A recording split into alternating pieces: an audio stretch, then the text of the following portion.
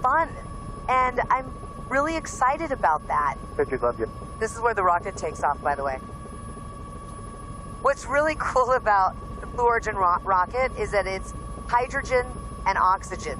So guess what the exhaust is? Clean. Water. Clean, yeah. Water. Why is now the time to do this, Lauren? Why not? Yeah. Now is the time because Blue Origin is making it possible. And it's going to get more and more accessible with each passing year. Being able to share this experience is really what it's all about.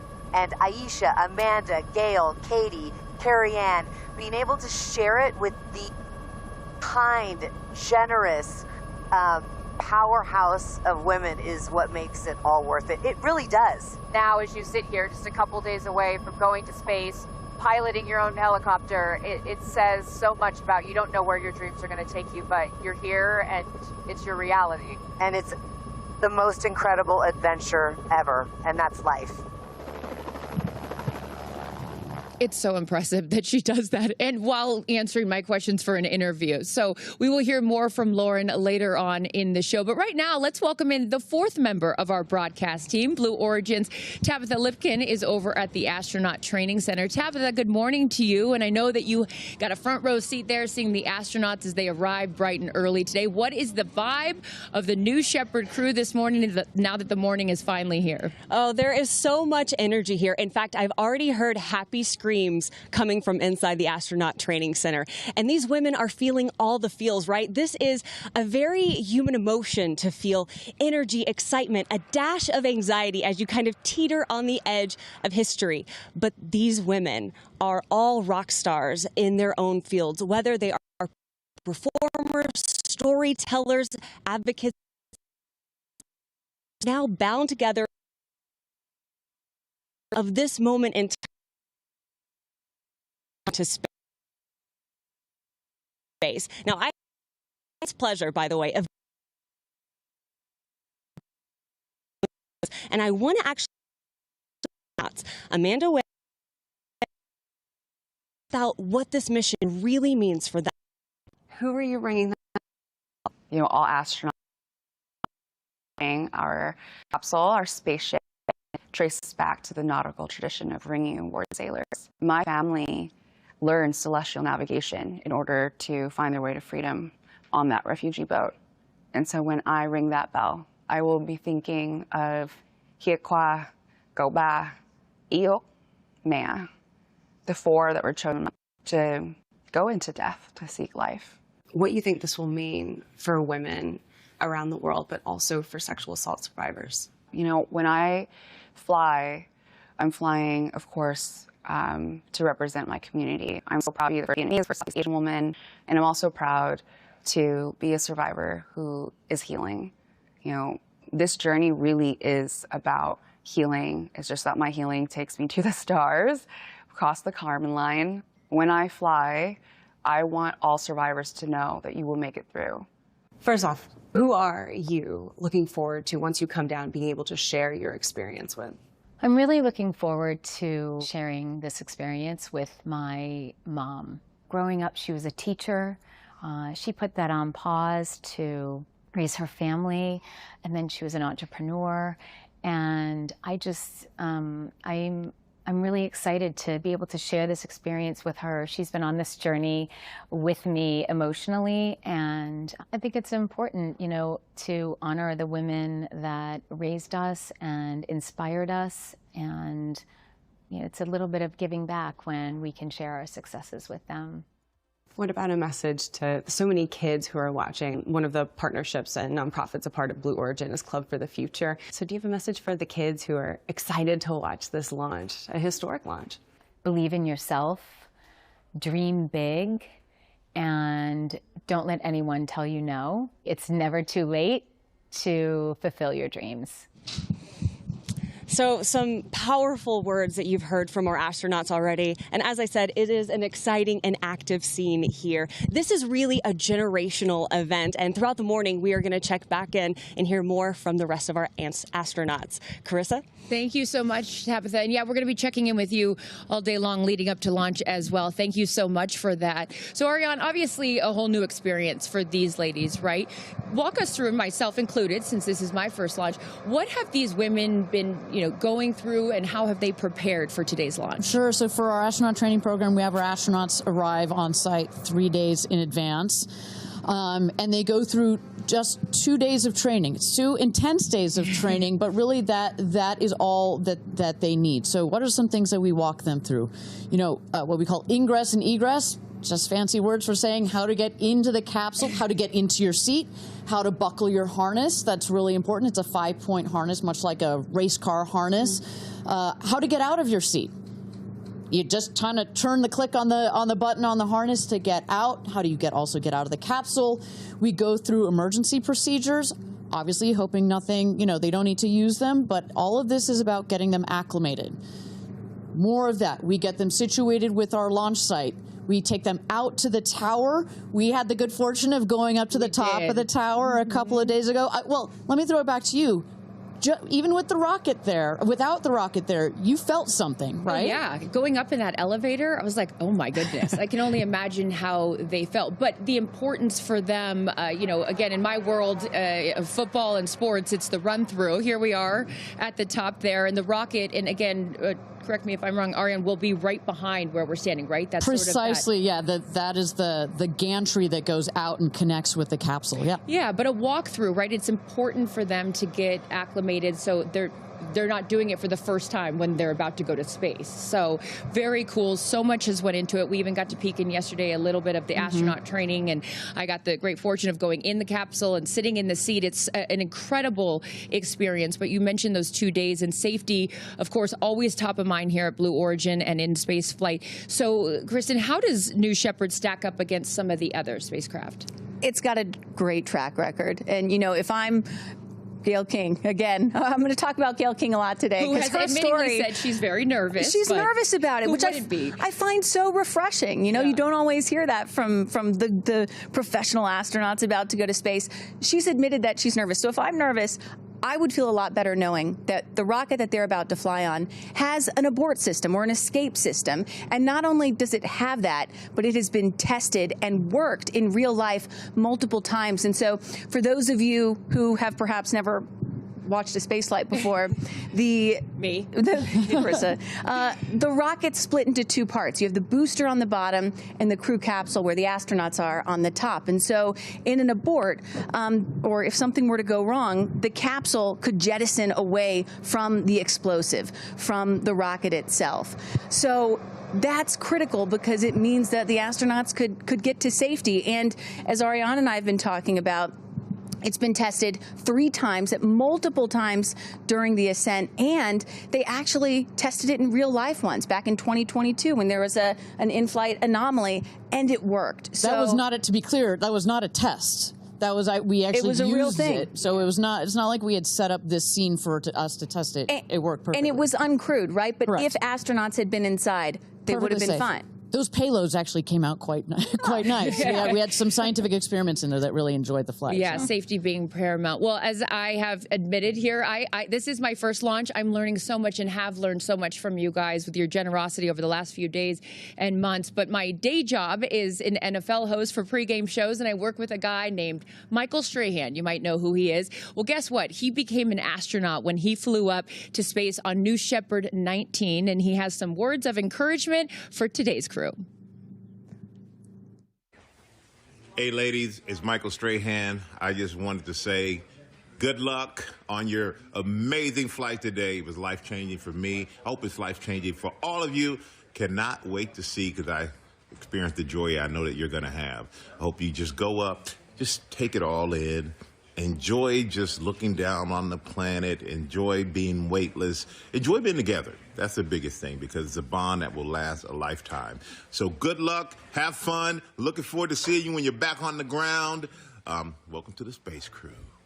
This guy, what a guy, as he's at his other job on GMA there in the morning show. But yeah, he can do it all, but a really cool experience. And he came back and had told me after he did that he didn't even know how much he needed it until he did it. A really special thing that these women are about to experience. So Ariane, what are some of the top reasons people tell you that they choose to fly specifically with Blue Origin?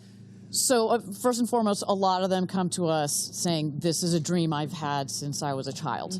And they are so ecstatic that finally they have the opportunity to fly, and to fly now. You know, you can, it has taken so long for us to get here, and so now they can actually buy a ticket.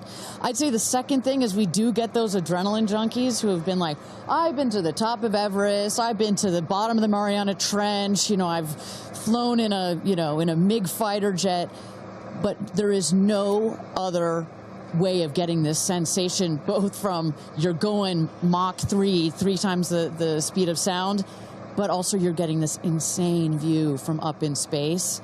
So I'm so jealous.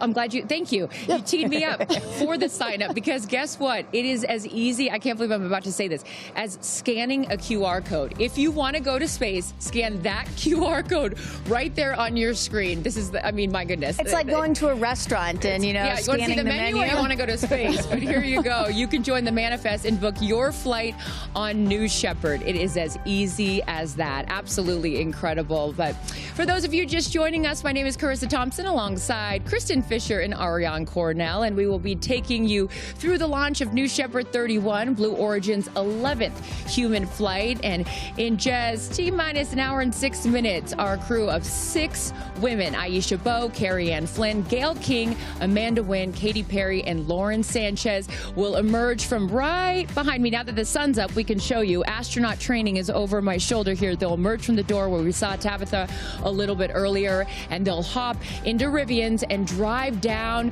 what I love, the road to space. Literally and figuratively, New Shepard 31 will take off in an hour and 5 minutes. So right now, we're going to hear from another one of our astronauts, Tabitha Lipkin, caught up with Katy Perry. A big part of your life, of course, is your daughter, Daisy. Yeah. I want to know, does she kind of have a concept of what's happening, or like, what are your feelings around sharing this with her? I mean, she's 4.5, so she's still trying to figure out what day of the week it is. Sure. But it is very normal, you know, for us to talk about mommy going to space now. And I will be so excited to hold her when I land. Do you have a message for your family in this moment? It's okay. Yeah, no stress. I'm going to be very emotional this weekend, of course. Yeah, it's an emotional thing. It's a big journey. It's huge. My message is that I love them.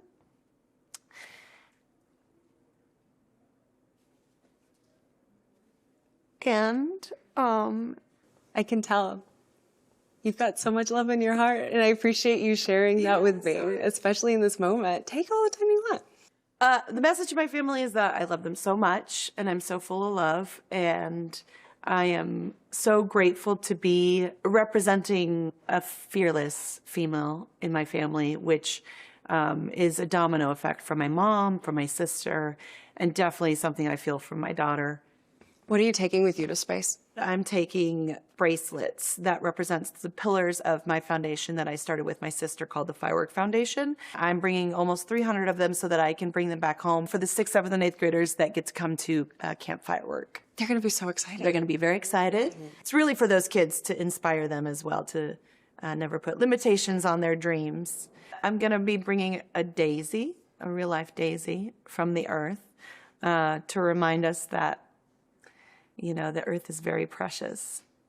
I'm also launching a tour on April 23rd in Mexico, and I'll be on tour for the rest of the year.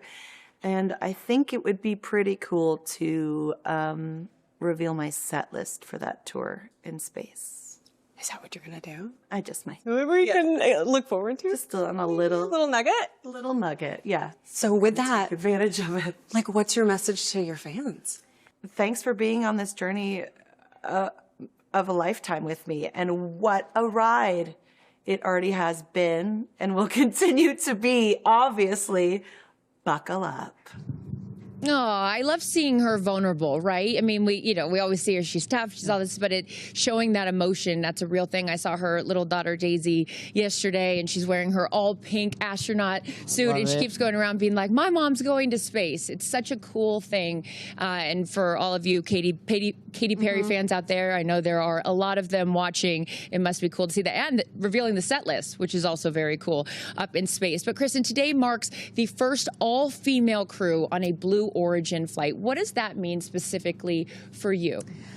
It hits home because, my mom was a member of NASA's original 6, NASA's first class of women astronauts. Dr. Annalee Fisher there, and that's my dad, Dr. Bill Fisher on the right, who is also an astronaut. And, which is incredible, by the way. Like, both of your parents being astronauts is just, wow. And they both, I'm actually wearing the necklace that they both flew into space today. Wow. And so with my mom, it took that entire class, NASA's first 6 women astronauts, it took them 2.5 years for all 6 to fly into space. You're adorable. And it's so cute. And now Blue Origin is sending 6 women into space in a single day. I mean, that's progress right there. And then on top of that, my mom was the first mom in space. I was 15 months old when my mom flew, and so I'm really relating to little Daisy, Katie's 4-year-old today. But back then when she flew in 1984, there was some people thought it was really impressive and incredible what she was doing, but other people were like, my gosh, how can you leave your 15-month-old baby back on Earth? And so today, here we have 4 moms, 2 mothers at the desk, a grandmother going up in space. I mean, it's truly generational progress, and it's just so cool to see. And I got to shout out to my daughter, Clara, who's watching at home, who is so upset that she can't be here today because she wanted to meet Katy Perry. But hey, you got to go to school. So I got to go to school. I should mention to you that actually we at Blue Origin, we've got these what we call our business resource groups. So they're groups that you can join as the employees, and we've got one for the Black community, the Latin community. But we also have one for the parents at Blue, and we call it New Fisher. Oh. We've got New Glenn, New Shepard, etc. It's called New Fisher. There's the patch. It even has a patch. I just found out about this yesterday, by the way. Don't worry, we'll get you on. We'll get you.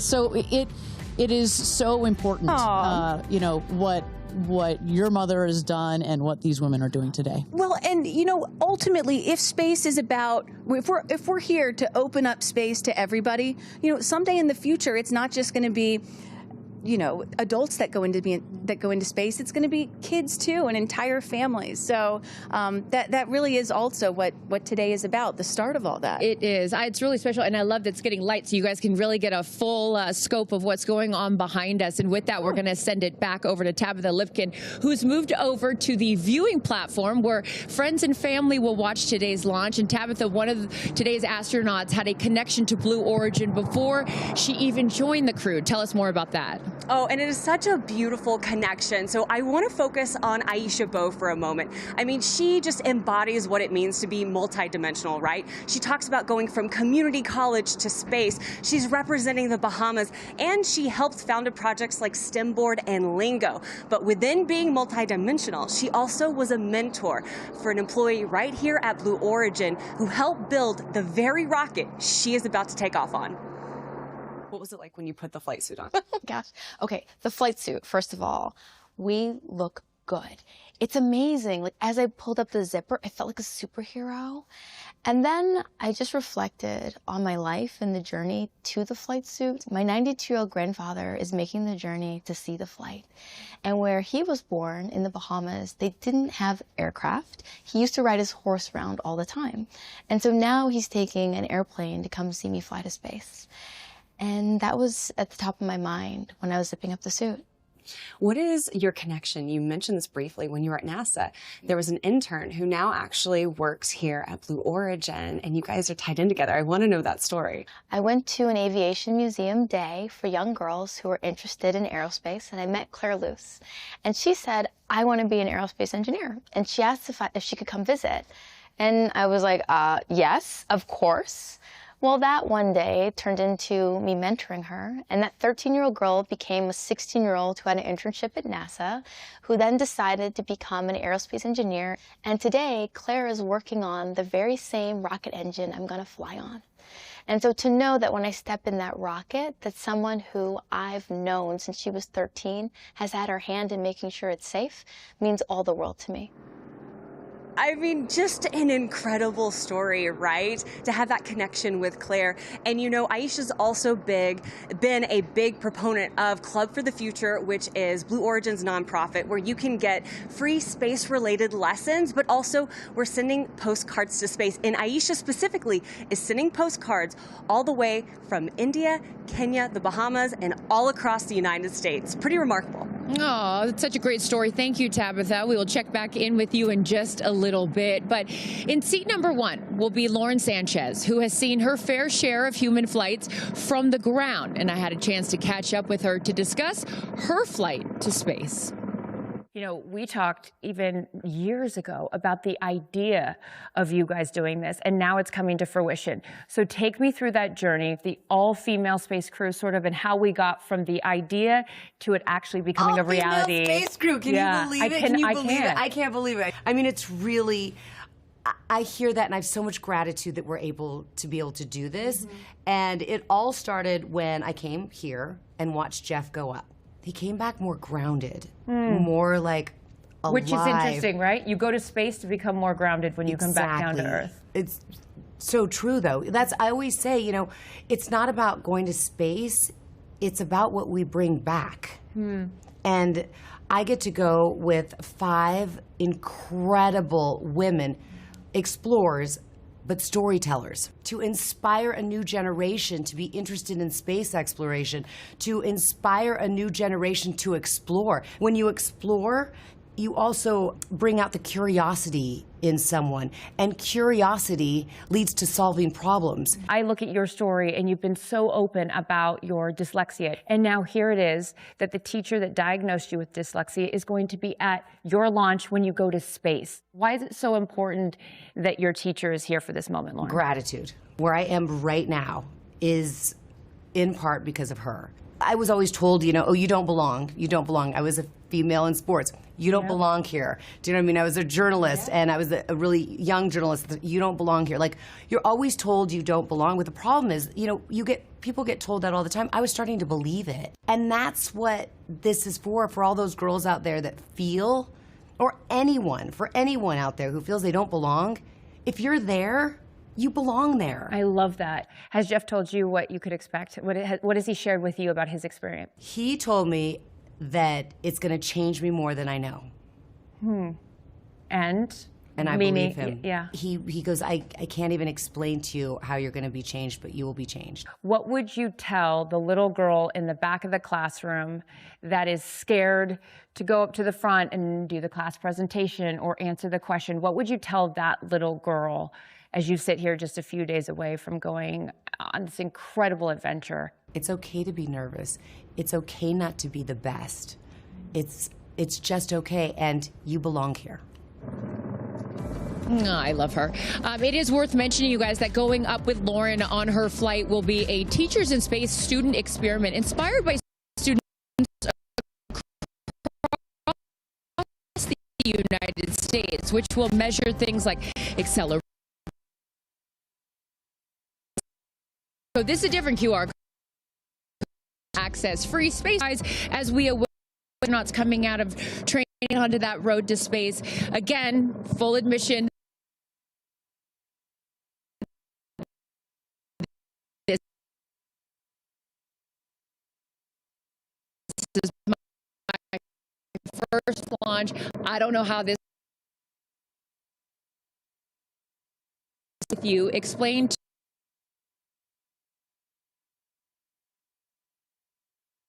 going up in today. What we're going to end time for this mission, only about 10 or 11 minutes. And so it's going to start on the left-hand side of your screen. That is liftoff. Then there are 2 parts.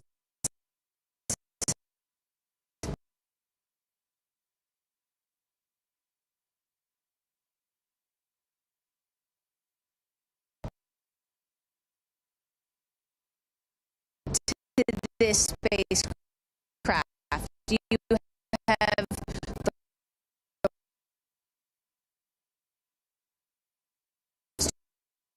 is going to come back and vertically until just a few years ago, incredibly difficult to do. And then that crew capsule is going to descend with the assist of 3 big parachutes and come down to a nice cushy landing on the desert floor. Again, total make time it sound so 10 to easy. 11 minutes, right?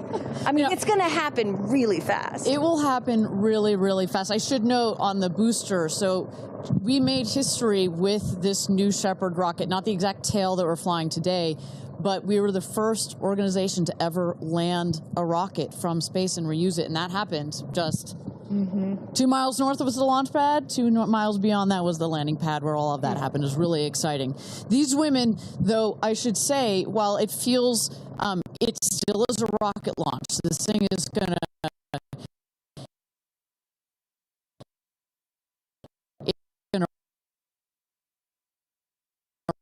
rattle, it's going to rumble, it is loud.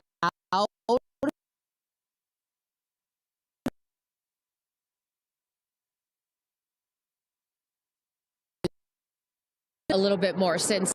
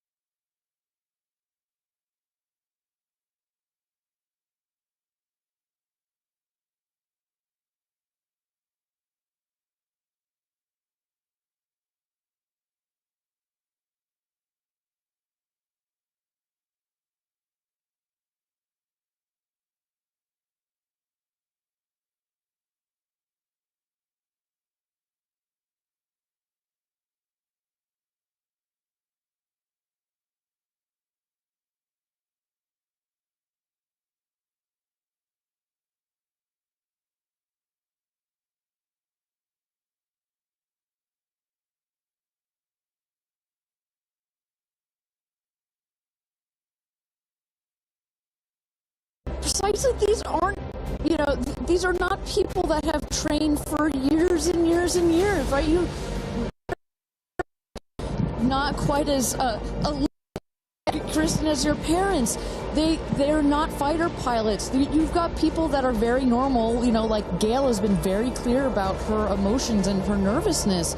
We want them to have the support and the love of their friends and family. And this is a moment that will change their lives forever.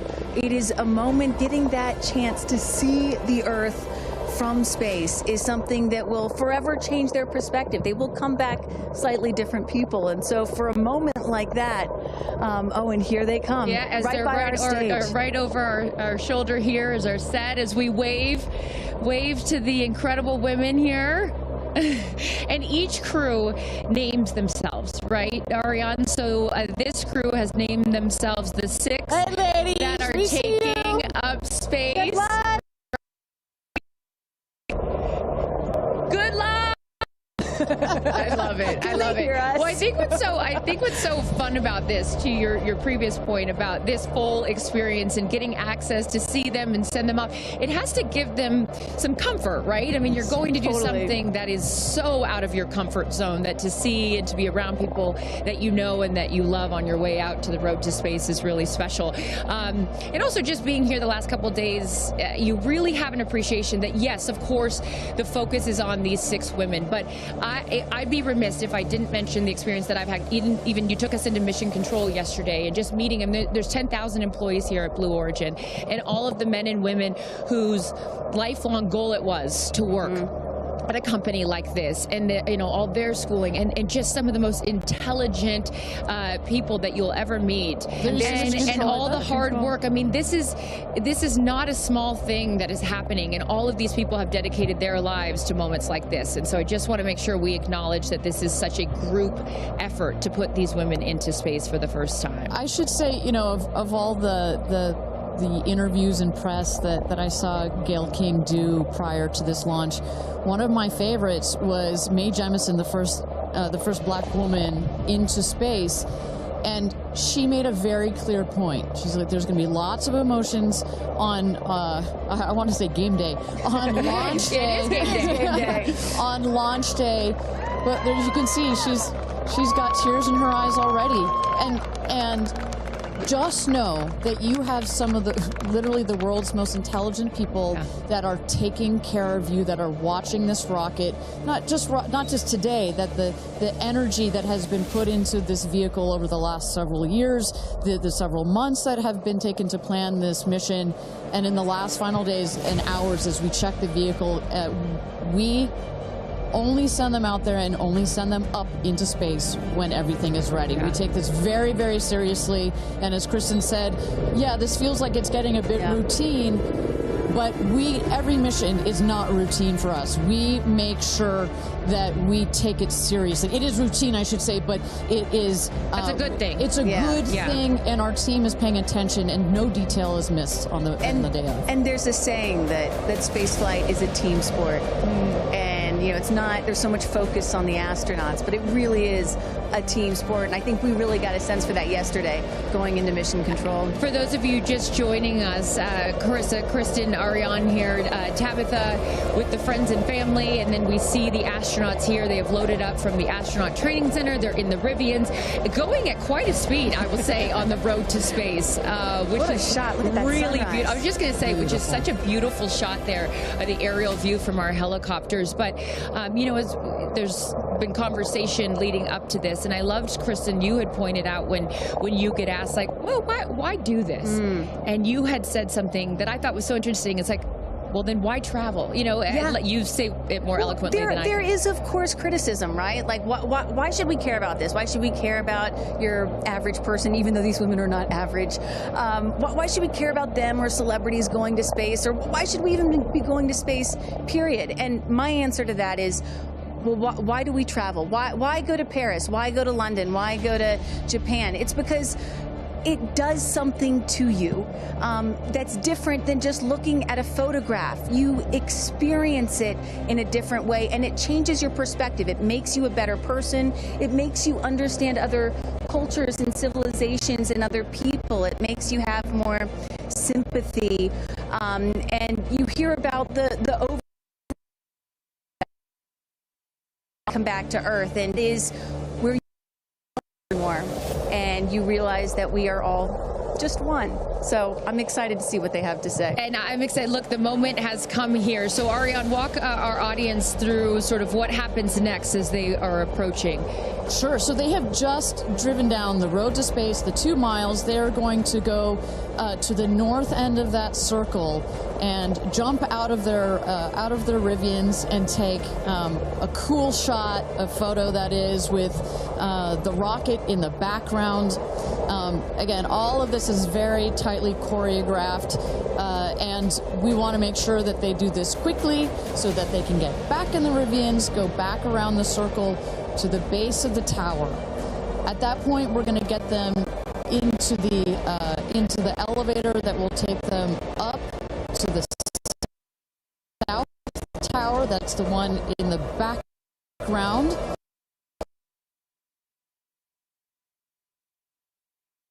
There, our crew, they are ready to load the crew into the capsule itself. This is safety is paramount at Blue Origin, so we want the minimum number of people out there next to the rocket for the least amount of time.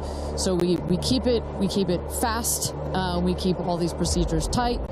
But we got to do a quick photo shoot by the rocket. I mean, it's so good. It's history, you know? We got to capture that moment. And again, for those of you just joining us, this is something that I was not aware of. That beautiful rocket right there, New Shepard, didn't come out until this morning, right? So explain a little bit more for those people that are just tuning in, sort of how the setup works. Sure, that is correct. So at about 2 o'clock this morning Central Time, we rolled the vehicle out there. You see on the truck with the capsule already what we call mated to the rocket.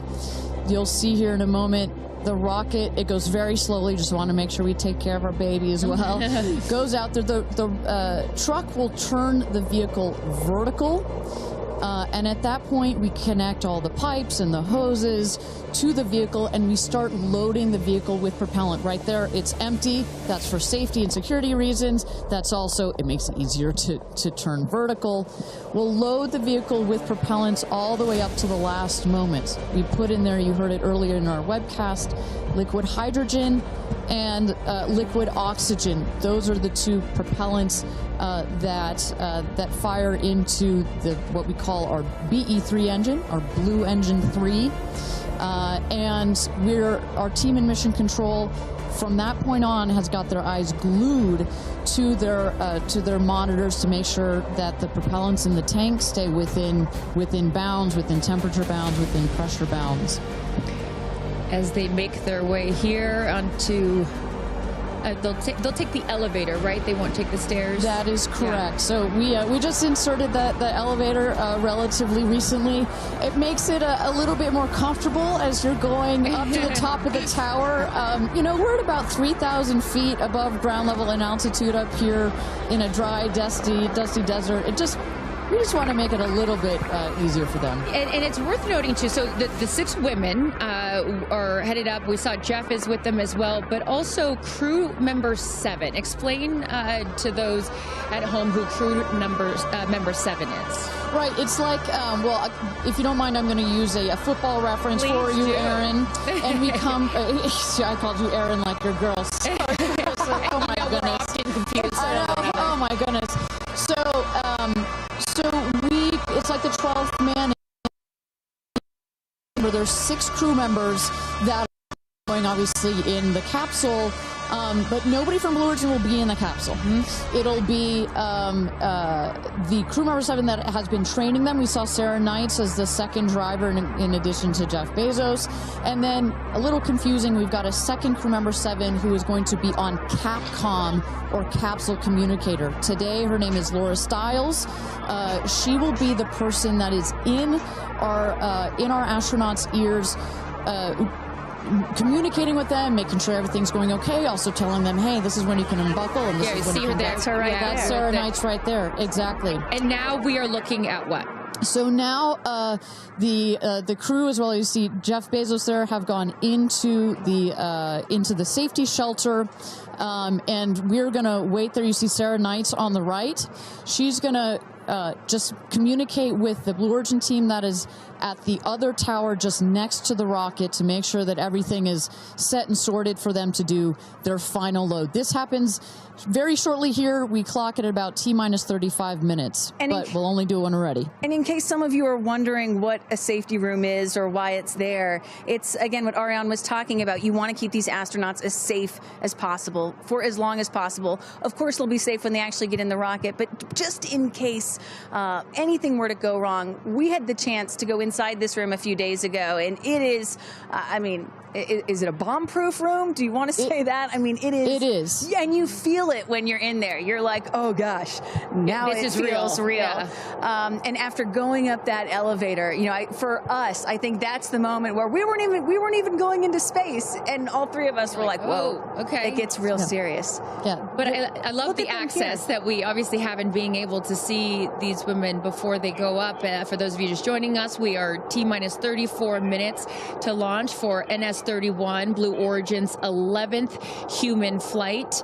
As you can see there, a little live look in as them saying some words before they take off. So I know that we had started to expand upon it and then took a shot of the astronauts. So what will they feel? Sort of walk us through the physical part of what they'll experience, Ariane, once they are in the capsule. So once they're in the capsule and they're ready for takeoff, first they'll hear the engine when it ignites. It sounds like a pop. Everybody, listening will also hear that. It sounds like a pop, and the engine roars.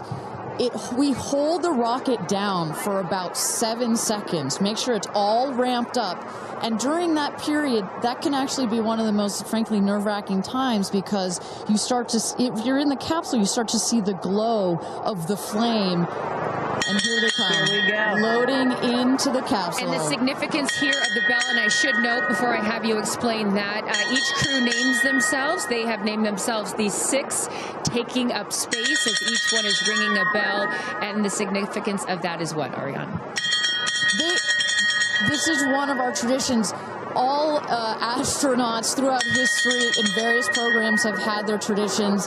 For us, we always want our astronauts to ring the bell. Above there, you see "light this candle." Those were the last words that Alan Shepard said right before he went to space. Alan Shepard, of course, the namesake of our vehicle. He was the first American into suborbital space.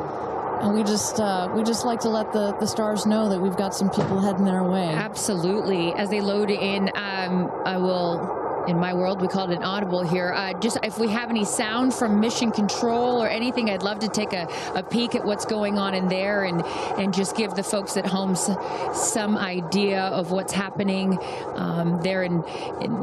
There we go.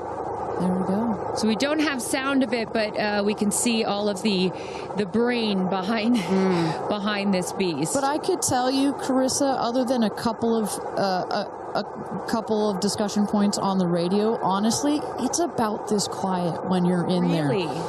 That surprises me, because you would think, like, in a control room in TV, it's a chaos, right? In the best way, but in there, it's quiet. And honestly, chaos is, quite frankly, the last word I would use to describe our mission control. This team, they're working through very specific procedures on a very specific timeline. They've done their own rehearsals over and over again. We also want to keep the communication line open if anything, if anybody's got to call it out. But it is a very well choreographed team we've got. And, when folks are wondering, what exactly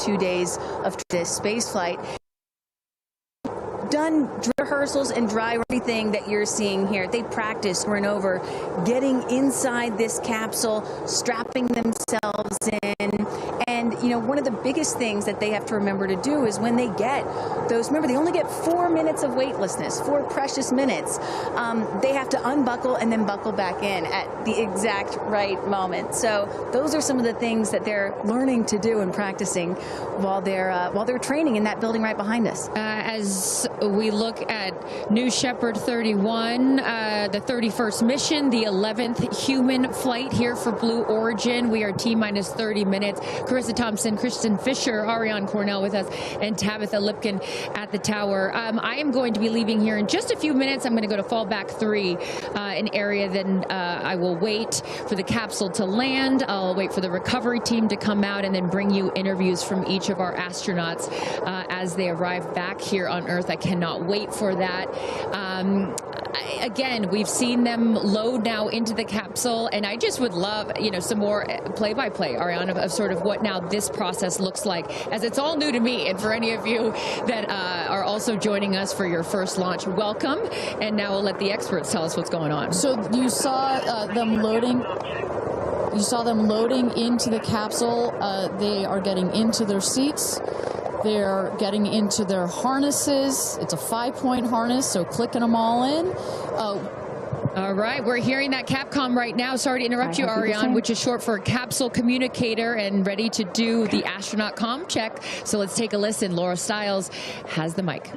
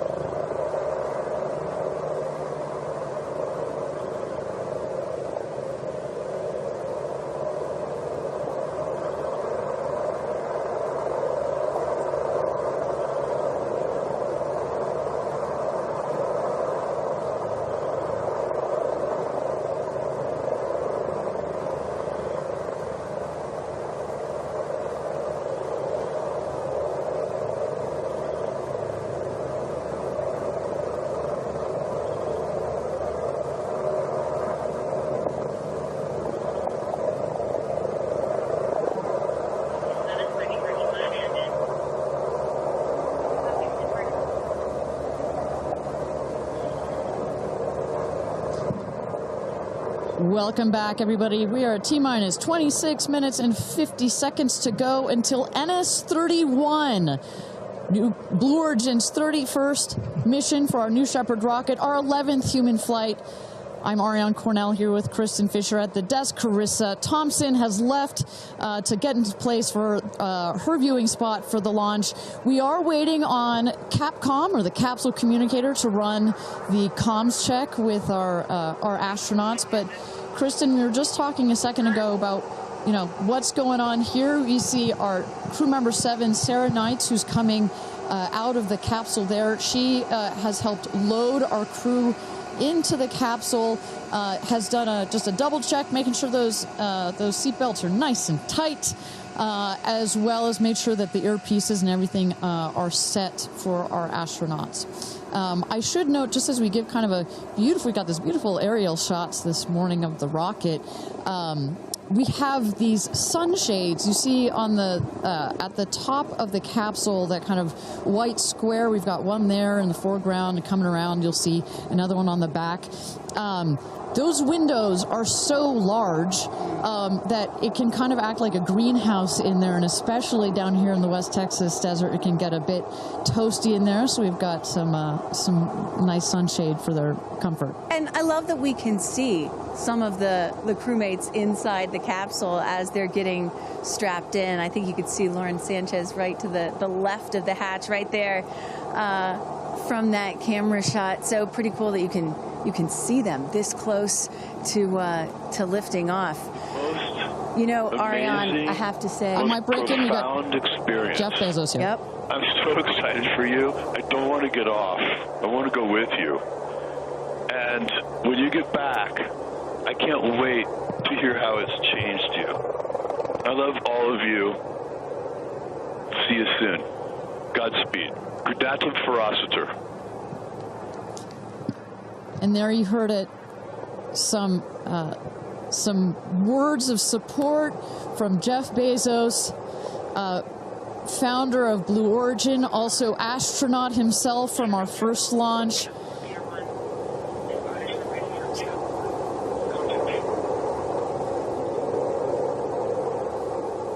So, of course, Lauren Sánchez is Jeff's fiance, one of her supporters. But as we mentioned before, we've got lots of friends and family that are supporting the rest of the astronauts here. They are out at the viewing tower. Let's turn it over to Tabitha. Tabitha, have you had a chance to chat with some of the family members out there? You know, a lot of friends and family have come out here, and it is an exciting vibe. I am standing by with two women who need no introduction. And Chris, I have to start with you. What is it like to be here, and what brought you all the way out here to this launch? Well, Lauren and Jeff, we're here to support our girlfriend and our friends, and I never thought that we'd be talking to you from a space launch. For sure. So this is a really unique experience, and we're just so honored to be here to support them and watch this amazing part of history. And I'm so proud of her.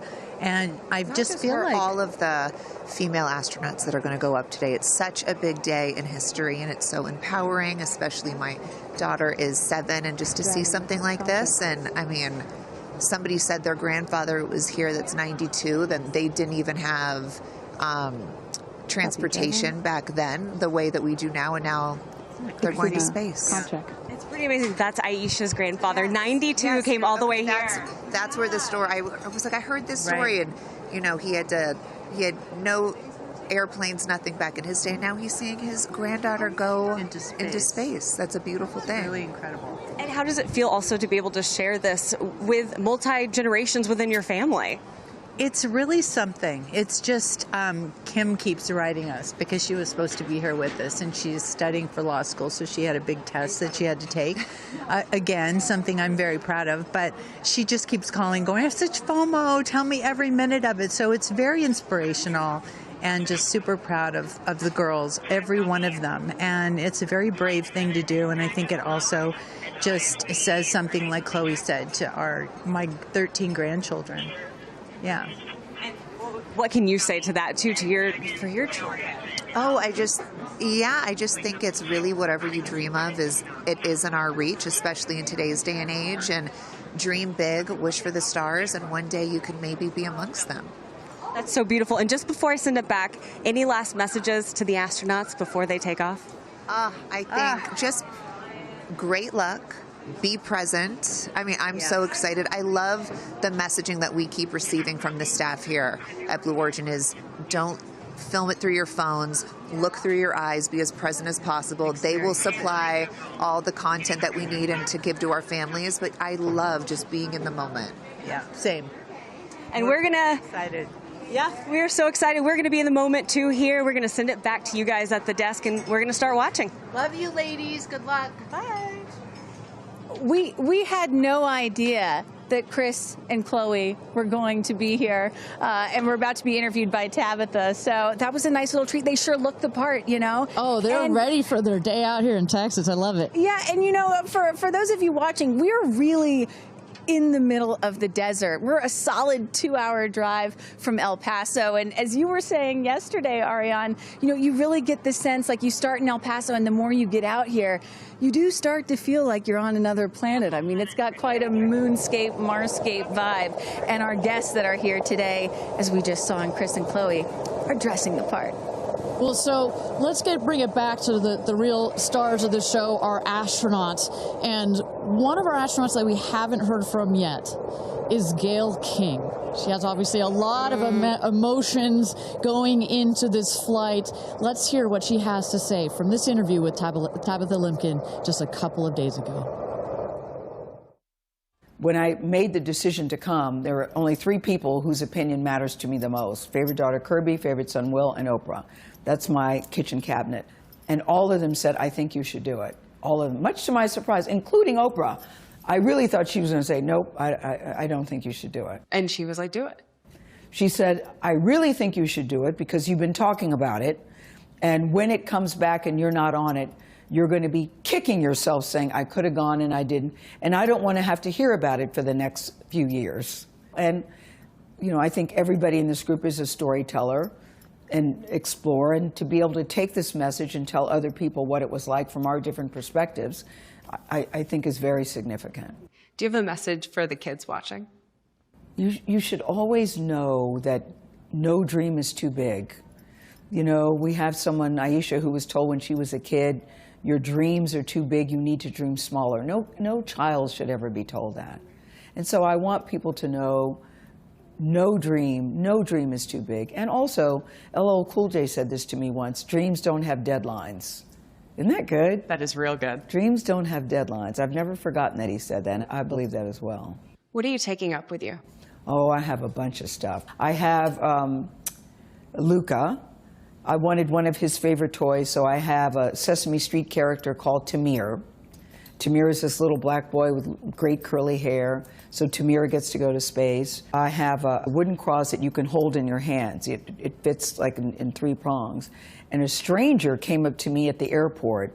She said, I always hear you talk about being a nervous flyer, and I wanted you to have this. And so if you're ever on a flight and you feel nervous, take it out and hold it. So whenever I'm flying, I have this with me. Also, I just noticed, what is this on your wrist? So Jared, who's one of our jib operators at CBS Morning, his daughter, Denise, who's 7, made this for me. And she came into my makeup room and said, I made this for you. Someone else gave me astronaut era.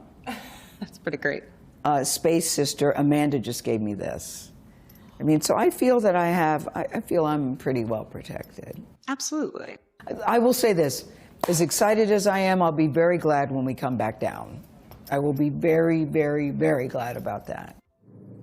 Well, clearly we heard Gayle there and prior to coming down here in Texas, nervous and excited at the same time, but one of the things I like about this is that she just makes it real, you know? Regardless of who you are, this is a nerve-wracking experience, and the fact that she's so authentic about it, but also, more so, she is stepping so far out of her comfort zone. I think that in its own right is extraordinarily inspirational. I think most people would feel the way that Gayle is feeling right about now. I would. If you're about to launch into space. You know, one of the things that I find so refreshing is that, you know, back in the early days of human spaceflight, you had the Mercury astronauts, and they were all white male military test pilots, and they all had to have the right stuff. You could never talk about nerves or being nervous or your feelings or stuff like that. That was the wrong stuff. But now, in 2025, it is the right stuff to be like Gayle King and talk about those concerns and fears and excitement that you have before launching into space like that. And that really shows you just how much the human spaceflight experience has changed over the last half century or so. And that really is what today is all about. I know there are some people watching this or who have heard about this who are thinking, why should I care about people going into space, you know? Katy Perry, a famous pop star. Why should I care about that?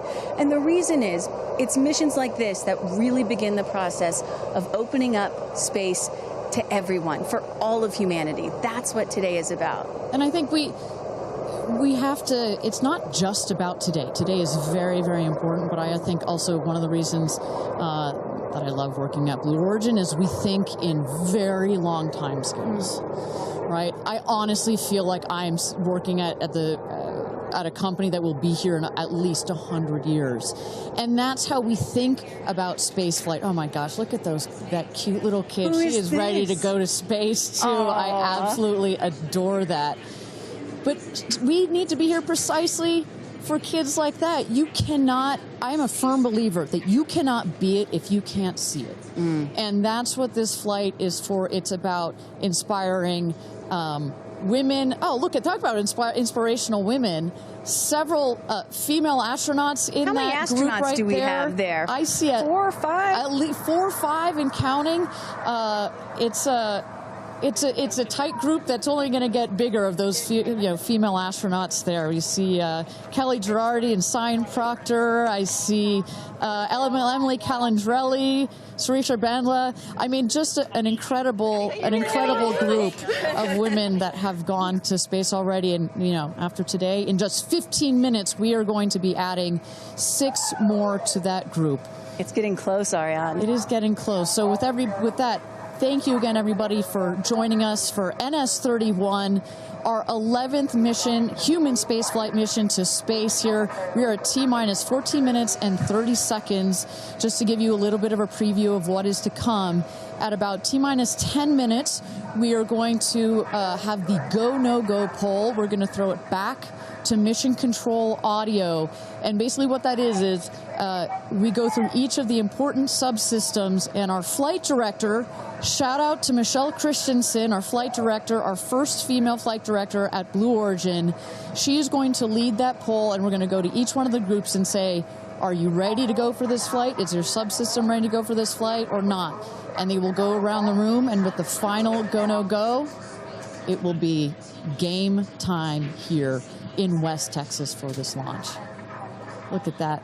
Now, this child is a little younger than you were when your parents went to space. A little bit older. Oh, excuse me, a little older, pardon me. Yeah, because I was just 15 months old when my mom flew in space. And, I think about what it must have been like for her to be a first-time mom and training for her first space flight all in 1 year. And she was a part of NASA's original first 6 women astronauts alongside Sally Ride.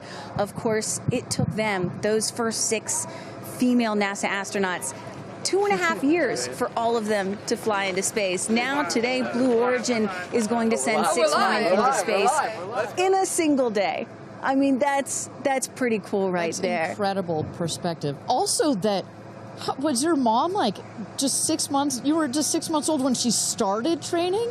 She was assigned to her first space flight when she was 8 months pregnant with me. Can you imagine? God, I have a 6-month-old. I can barely fly down to West Texas from Seattle. She gave birth to me on a Friday and was back in the astronaut office on Monday. I don't recommend doing that. As a mom of 2 myself, you're a mom of 2, I probably wouldn't do that. But respect. She did, Respect, that's huge. But I've asked her, I'm like, why did you do that? And she said, because I felt I had to prove something. I felt that I had to, pave a trail for women to come. And so as I'm sitting here today, I'm thinking a lot about what she did, the sacrifices she made to make what's happening today. Again, it's not normal. Human spaceflight will never be normal or routine, but this is the beginning of making this kind of travel. We got 4 moms on board, a grandmother, making these types of people going into space very routine. Now, talking a little bit about that, getting back a little bit into the flight profile and what they're going to feel as part of this now routine flight. So the 6 astronauts are currently in the capsule right now, all strapped in, ready to go. Their audio is working. We are waiting for the T-minus 10 here for the go, no go poll.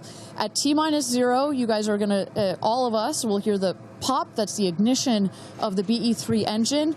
It holds down the rocket for about 5, 6, 7 seconds. Inside the capsule, they'll start to see the glow of the flame, and then they will lift off. They will take off. They are in a somewhat reclined seat, and they'll start to feel the G-forces on their body. And so kind of like sitting in a car that's accelerating, it pushes you back against the seat. That's the same here, except they're going up. They will accelerate to they'll have 3 Gs. So here on Earth, we're at 1 G. When you accelerate to 3 Gs, so like if you're 100 pounds, it feels like you're then 300 pounds. But Kristen, crazy. It's crazy. But in that reclined position, it's dispersed across your body. Bad. It's not as bad. It kind of feels like a weighted blanket. Oh. And then it nice eases and cozy. up. It's nice and cozy as it gets nice and dark. I'll take a weighted blanket right about now. But they're not, don't worry, it's going to get nice and dark, but there's no sleeping on this. They are going to have the most incredible view out of those windows. The capsule will separate from the booster. That's when they're going to feel weightlessness. They'll get the about 4 minutes to unbuckle, enjoy the weightlessness, enjoy the insane views out of those windows. They'll buckle back in, come back through the atmosphere. That's actually when they're going to have the peak G-forces. They peak at about 5 Gs. Which is kind of counterintuitive. You wouldn't think that you would feel the max G-forces on the descent, but that's when you do. But that's when you do, and it's kind of like, because you're coming back through the atmosphere, right? It's thin up there, you come back through the atmosphere, it's thick. It's kind of like diving into a pool. It kind of goes spoosh against you at 5 Gs, but then it eases back up, and we deploy the parachutes, and they come floating down at about 10 to 15 miles per hour for a nice soft landing here in the desert. At the last second, there's an air cushion that comes out. Go. Booster. Here's gonna go, Paul. Go. Ground. Go. Inco. Go. Safety. Go. Capcom. Go. Engineering. Go. This is the flight director. New Shepard is go for launch. Booster, commence terminal count. Protocol flight. Yeah, baby. Go for launch. My favorite words. It's getting real. T-minus 8 minutes and 51 seconds. Until our 11th human space flight, the first all-female crew flight to space. All 6 of our astronauts are loaded in the capsule, waiting for just 8 minutes and 30 seconds to go here. Now, Kristen, we just kind of walked through the flight profile, what it's going to feel like for our astronauts. Oh, we got Carissa up on the tower to chat with more friends and family. Carissa, who you got out there? I don't need to introduce the incredible woman. I don't need to introduce the incredible woman next to me, who is a ray of sunshine. Oprah, you are wearing yellow because Gayle's call sign is sunshine. Yes, right. And all of us, the whole family is wearing yellow today. And I you know, we've been friends. It'll be 50 years next year. We've been friends since we were 21 and 22. And I have never been more proud of my friend than today. Never been more proud, because this is bigger than just going to space. I mean, I think for her, who anytime we're on a flight, she's in anybody's lap if there's the slightest bit of turbulence, has like real anxiety flying, and this is overcoming a wall of fear, a barrier. It's I think it's going to be cathartic in so many ways for her. She told us that she was surprised that you told her to do it. Why did you want her to do this? Because I think life is about continuing to grow into the best of yourself and the fullest expression of yourself. And I think that this is one of the most fullest expressions you can possibly have. And I know that I felt deeply that she would regret it. And I didn't want to hear about it for the next 15 years. I wish I had gone, you know. And I said, there's only one time that all the women are going up for the first time. You know, there will be other trips, but there's only one first time. Incredible. So to be a pioneer is great. What was the last conversation you had with her? I said, peace be still. Hold the God's unchanging hand. He's got your back. That's it. That's it. I know that as we're counting down here, we're getting excited for that go for launch moment. How are you feeling as her best friend? I feel so calm. I don't think I've ever been more calm, because I think it's already done. Once she said yes, once she committed to yes, and Lord, did we all hear, should I do it, should I do it? Since Thanksgiving, we've been talking about it. And so once she finally said yes, I was like, okay, we're going. It's a go. You know what I have loved is her vulnerability, because she's the voice of a lot of us that would be afraid, and she's okay to talk about being afraid. Why has that been so important to show that part? I think, you know, for every woman who's on this flight, it's about fulfilling something within themselves. For Gayle, it's about overcoming this great fear and also stepping into the moment of excitement. And I think, you know, it goes beyond this moment of just going up in space. I think this will be an everlasting experience. I was just thinking this morning, you know, Gayle has been there for me for hundreds of events. I can't even remember them, you know. But you will never forget this day. None of us will ever forget this day. Well, thank you for being here, for her, for us. I mean, this is just, it's a historic day, and it's only fitting that you are here front and center as a ray of sunshine that you are, Miss Oprah. Thank you so much. Thank you so much. No time. You're next, you know. I'll send it back to you, Ariane. Thanks, Carissa. Wow, to see Oprah down here. No, I'm not besties with Oprah, not yet anyway, but if Oprah told me to do anything, I would do it. I don't think Gayle had a choice after Oprah said, girl, you got to do this. She had to do it. Ariane, we are under T-minus 5 minutes until these ladies hopefully launch into space. And, you know, you were just talking about what these women are going to feel when they launch. But let me tell y'all watching what we may hear, because we have one of the most famous singers on the planet on board, and there is a chance that we will get to hear the audio inside and hear what these soon-to-be astronauts are saying and possibly singing while they're weightless. So I can't wait for that moment. I'm also hoping she comes down to Earth and does like either a Fireworks Part 2 or E.T. Part 2. I think that's going to be, and I think, but let's stick on this point for 1 second, Kristen. I think one of the incredible parts about this crew is their ability to tell the story coming out of this in their own unique way. The way Gayle can go on TV and talk about it. Amanda can go and continue to advocate for women more broadly about it. The way Katy can sing about it, etc. The way Kerianne can produce films about it. That is what is so special about this crew in particular. And that is what's so special about this new era of spaceflight. This is not NASA. This is not governments. It's not the U.S., China, or Russia. This is the commercial era. These are private companies, and this is Blue Origin sending the first all-female crew into space since 1963. And this is all going to happen so fast in just a few minutes, about 10 or 11 minutes from launch to landing. And don't worry, guys, I did the math. In case you're wondering, total duration of this mission is just about 3 Katy Perry fireworks songs. So play that song 3 times. That's how long this mission's going to be. Fantastic. Well, so at T-minus 3 minutes to go until our 31st launch of New Shepard, our 11th human space flight. Just to tell you what's coming up here. At T-minus 2 minutes, we send the show over to the vehicle. It goes into autonomous mode. Command engine controller ready to start. We have our team, of course, in mission control that have their eyes glued to the screen there. There you goes, mission control, quiet and intense. There's one of our crew member 7's capsule communicator, Laura Stiles. She is communicating in the ear of our capsule, in the ears of our astronauts. But what we're going to see in the last 2 minutes, you'll see the fins at the base of the rocket gimbal or just move back and forth. We want to make sure they've got free range. At the base there, you see the nozzle, the engine peeking out. The engine as well is going to gimbal, going to move. Both in conjunction together, those two systems. Propellant tanks to flight pressures. Those two systems guide the rocket. And when you are out there at this moment, this rocket feels like it is alive. It feels like it is a living, breathing, hissing thing, right? And there's the gantry pulling back from the rocket. T-minus 2 minutes and counting. Transition to onboard hydraulic pumps. And this right here is the moment that they've been training for.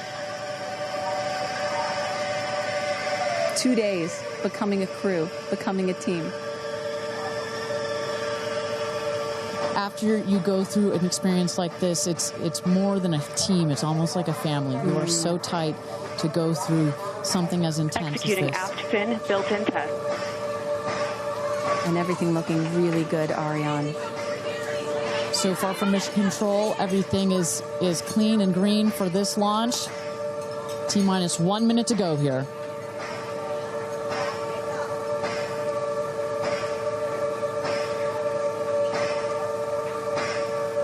Engine thrust vector control built-in test in work.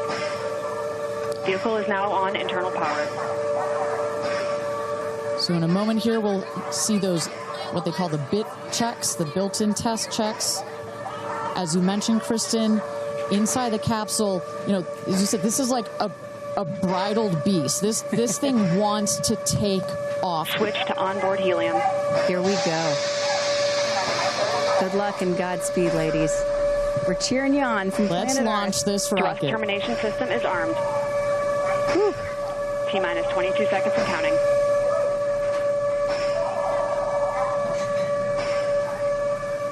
Go to internal.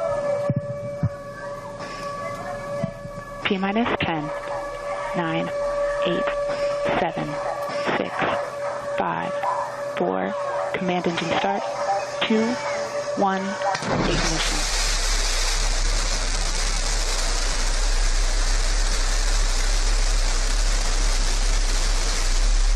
Liftoff.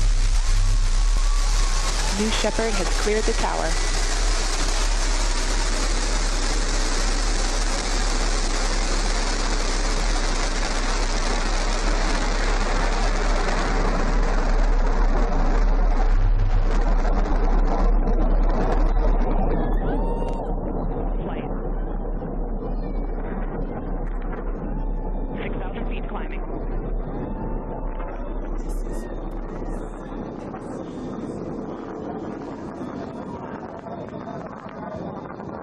Begin throttle down for Q limiting. Engine response looks good.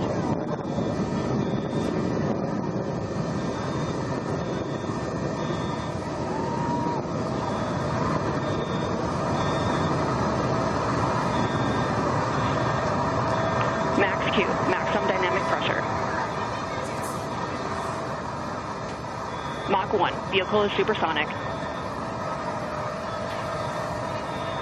Engine back up to full throttle. Supersonic, we have passed through max Q, maximum dynamic pressure. That's when the vehicle, the stresses between the atmosphere and the speed are at the maximum. So to punch through that is so important. You see the BE3 engines is firing beautifully. You see the stream of steam behind it.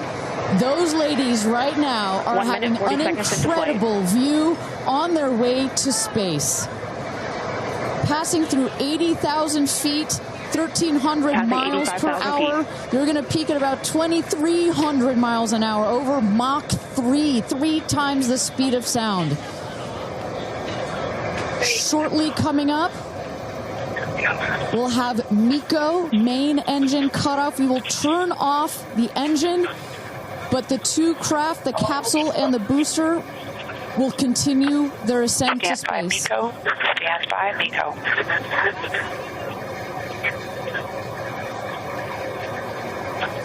And our...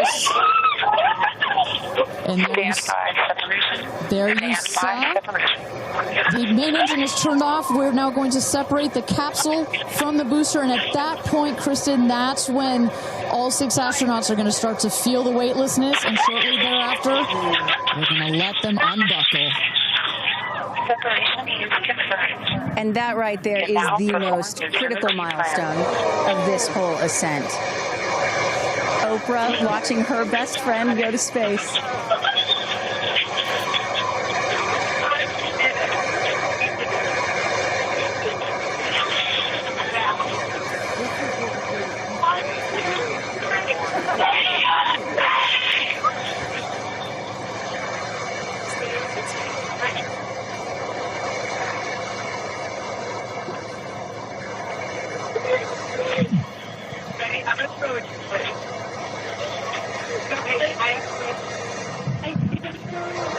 And the two craft is separated.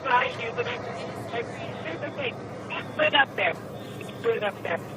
328,000 feet, 100 kilometers.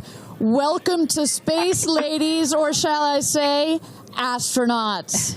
Oh, the moon! You guys, I will have to tell you, look at the moon. Look. Oh, my God. Oh, my God. Oh, my goddess. That's our pink moon. I love you, Jeff Bezos. And just Oh, in case it God. wasn't clear, So much. those are the astronauts. Those are their voices that you're hearing. And there, they have hit apogee, the highest point in flight, well over 345,000 feet, well over the Kármán line. Wow.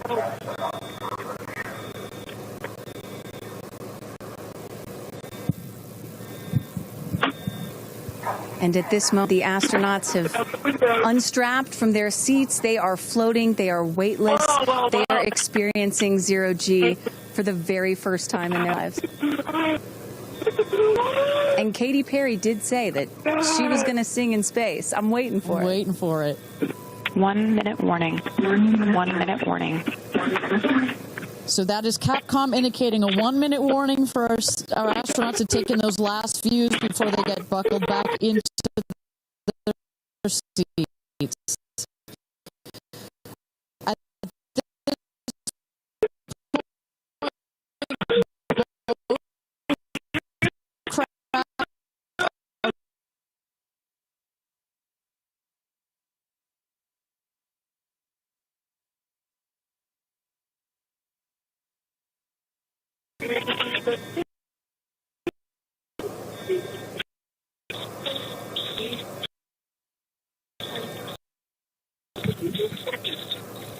Oh my God, guys, wow, so peaceful up here.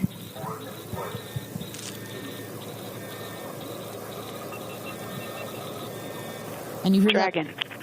Report status. 1, 2, 3, Copy. With report status.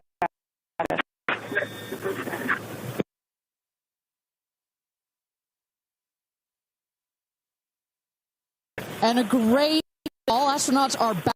That is the rocket that is screaming back down to the capsule to its landing spot just 2 miles north of where it's taken off from. At the top of the rocket, you see a couple of fins that have popped out. Those are to stabilize the rocket as it comes into land. Shortly thereafter, you will see the drag brakes that deploy that will cut the speed of the rocket in half. And then in the last moments, and there it is. We can see it from the stage. There comes the rocket down. It's going to relight its engine. We're going to also see a sonic boom. We're going to hear that shortly here. And remember, this is something that had never been done before until just a few years ago. Truly the stuff of science fiction that you're about to watch in just seconds. Drag there we brakes. go.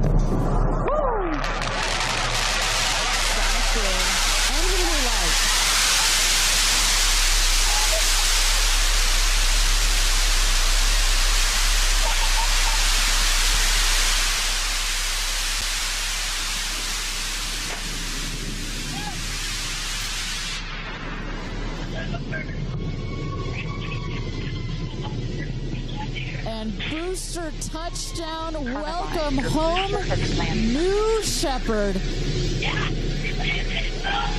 Picture perfect landing right there. Picture perfect landing. Right on target. You see that dust kind of creates this dramatic cloud that reveals the beautiful rocket that has just taken these ladies up to space and back. And I love the echo across the mountains. Is that what I was hearing there? That's what you were hearing. You heard the sonic boom, then you heard the engine relight, and all of that reverberates in this big, beautiful valley in West Texas. Stand by, folks. Stand by, folks. All right, shortly here, we're waiting to see the drogue parachutes deploy from the crew capsule. Those are like the guide parachutes. There go the drogue parachutes. Just free falling right there until those drogues came out. And then next will be the main parachutes that get pulled out. Hear that screaming inside the capsule? And all 3 parachutes reefing, and they will slowly inflate, slowing the capsule to a nice, smooth 10, 15 miles an hour. They are cruising back home. 3 good parachutes.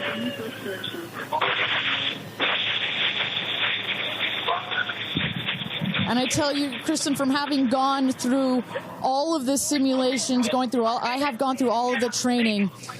They put you in the capsule that simulates all of this, including the sounds, and when you hear the motors of the parachutes pop out, that is the best moment in flight. Because I know Blue Origin does everything they can to make this as safe as possible, and y'all have an impeccable safety record, but it still has to feel really good when you know that you're coming back to Earth with those parachutes fully deployed.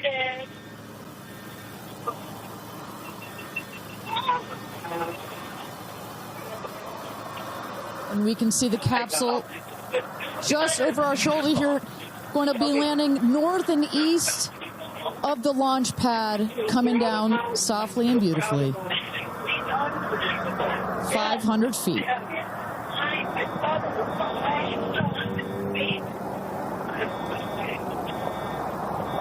And you will see a puff of smoke when it touches down, a puff of dust. That should be, yes. That's normal. A puff of dust, last milliseconds, air cushion that will kick up the dust. It's a very soft landing despite the sporty perception. There it is.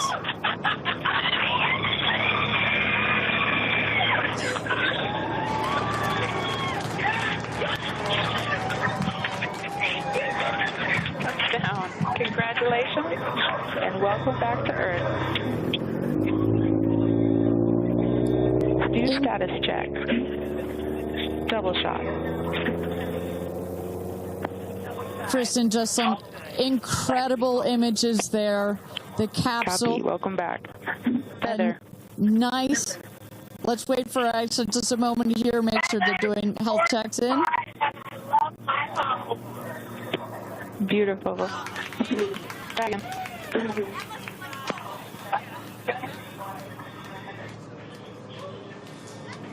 Yes, and as you heard it there, everybody seemed to be just as ecstatic to be back here, back on Earth. Everybody appears to be fine.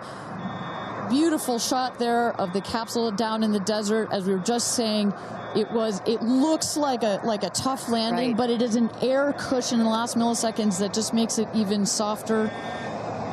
I will also note the parachutes landed very close to the capsule. That's just an indication that there's not very much wind out here today. A beautiful day for a launch and landing. A beautiful day to add 6 more names to the roster of astronauts that have been over the Kármán line into space.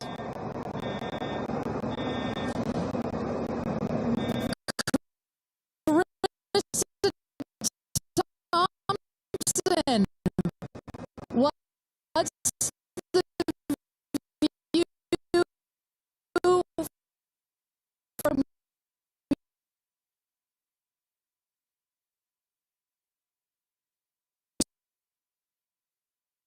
As you guys, as with Orlando Bloom, as jump in the car to go meet pretty, and only imagine how these astronauts, now that we can officially deem them astronauts, are going to feel. I can't wait to get their reaction. We are headed out there now. I will check back in with you as soon as I have them.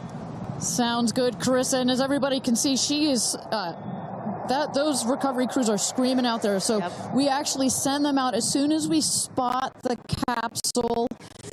And there's little Rose, Katie's daughter, who is just Daisy, excuse me, who is just seeing her mother go to space and come back. I'm sure she cannot wait to say hello. So, but as I was mentioning, the recovery crew is heading out there. We send them out as soon as we can see the crew capsule and spot the crew capsule descending. There will be at least 2 trucks that go out there. What you'll see is they will come around the capsule. We also have crew member 7 who's in there. She will run out, go around to each window, make sure that each astronaut is fine, and the recovery crews will safe the capsule before we exit the astronauts. You know, it's hard to pick a favorite moment, right? Launch, landing, it's all good. But the moment coming up might be my absolute favorite, right? It's the moment the recovery team gets out there, then all the friends and family, and we get to see the astronauts emerge from the capsule, and we get to hear what they thought from the last, 10 minutes or so that they were up in space. And I think one of my favorite things that I've ever seen in covering space, certainly with Blue Origin, was that moment for William Shatner, Captain Kirk, as he emerged from the capsule. And this is exactly why you want to send people that are not just professional astronauts into space. What he said was so moving that day. 100% agree. But it's not just the astronauts that are here that are being moved by this event. We've got Tabitha that's with some of the friends and family out there. Tabitha, give me an update from the viewing platform. I mean, not a dry eye in the stand, I tell you right now. Chloe, I just want to know from your perspective, that moment, what was it like? I don't think I realized how emotional it was going to be, and I literally had chills all over my body from the second it launched until the moment I just saw it land. And it's sort of hard to explain, because I don't think you would be that emotional, but it's incredible. It takes your breath away. And I feel like I have all this adrenaline and I'm just standing here. Right? It's very true. Same. It's really, first of all, we're so thrilled that the girls are safe and everything went so well. And so that's a relief because, I'm sure there's a lot of nerves up there, but to hear the girls screaming and having such they said they saw the pink moon. Yeah. I heard the audio. I was like, that is the coolest thing. I cannot wait to get the footage from inside and to see that. I want to hear every little emotion that they had, and we can't wait to see the footage from inside. What are the chances? The pink moon, the rocket launch. It's so exciting. It's a great day. It's been a pretty phenomenal day. So when are you guys going up is the real question. Oh my gosh, I don't know, but this made it a little more enticing. Never. Right. That's what I want. You can go on behalf of the rest of us, but thank you. I think we'd all drag you off of the tarmac before we let you go up. But, I like you being an observer. Okay. Yeah. Well, we love being able to share this experience with you, and thank you for sharing how you feel out here with our audience. So it's been really, really incredible. So yeah, the emotions are high because it's so exciting and energizing. And gosh, Kristen, Ariane, I don't know what to say. I did cry. I didn't think I was going to cry, and I cried. Tabitha, I love you putting them on the spot there. Chloe and Chris, are you guys going up? Keeping up with the Kardashians in space. We're waiting for it. That's the all next all lady launch. Well, thank you so much, Tabitha, for that. And you could see that, you can hear that, you can hear from Tabitha. Even she is emotional and has tears in her eyes. When you're down here for one of these launches. And Carissa, when we get her back on the line, I'd love to hear her thoughts on this. The intensity and the energy and the emotion out here, even though you're in this remote place, but it all gathers here in this valley, and it's really intense. No matter how many times, I've seen all 31 of our launches, it gets me every time. Well, anytime somebody says, I don't get it, what's so exciting about space? Come to a launch. Come see a launch in person, and then you'll change your mind. And, I'm just, as we await the moment where these astronauts emerge from the capsule, I'm reminded of what William Shatner said on his mission. He said, "What you have given me is the most profound experience I can imagine. I hope I never recover from this." And I love that. I hope I never recover from what I just experienced. And one of the neat things about this is these women were not in space for several days where they had time to get acclimated to it.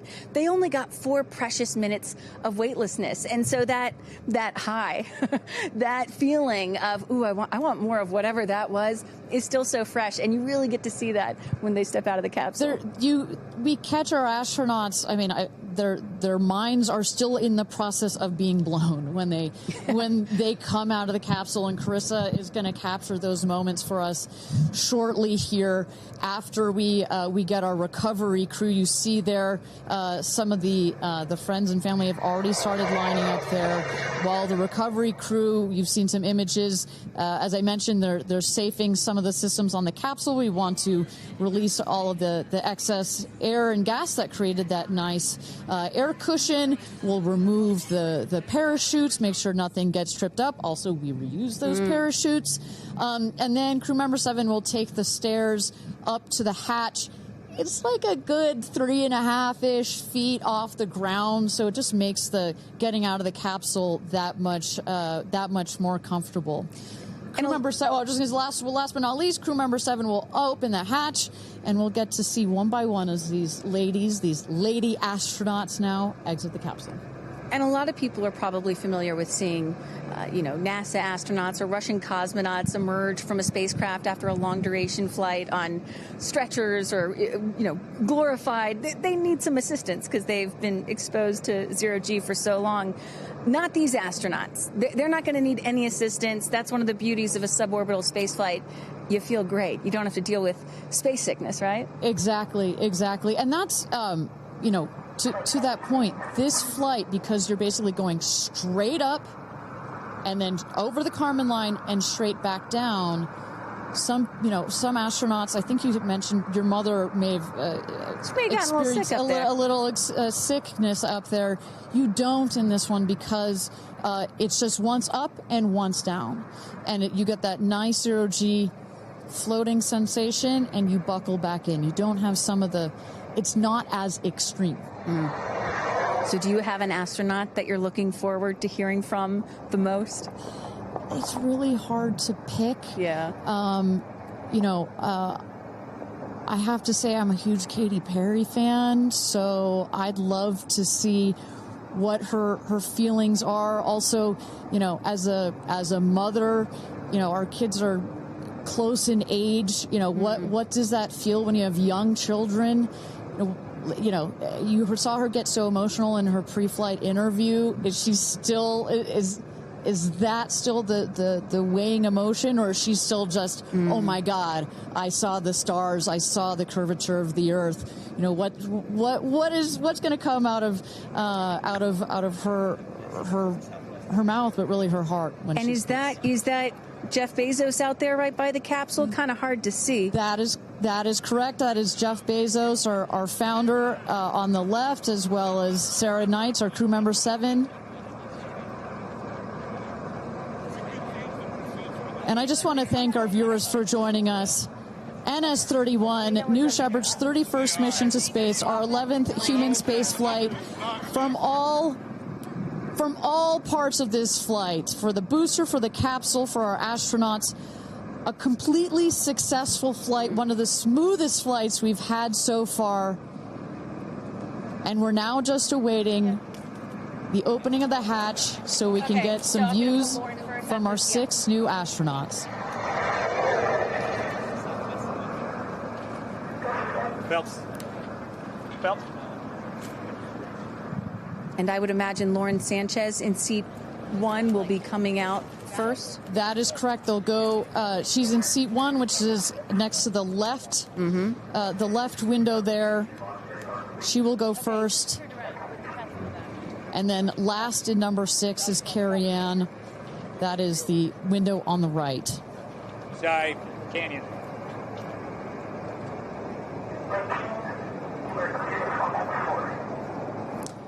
See those vans arriving. Those are friends and family.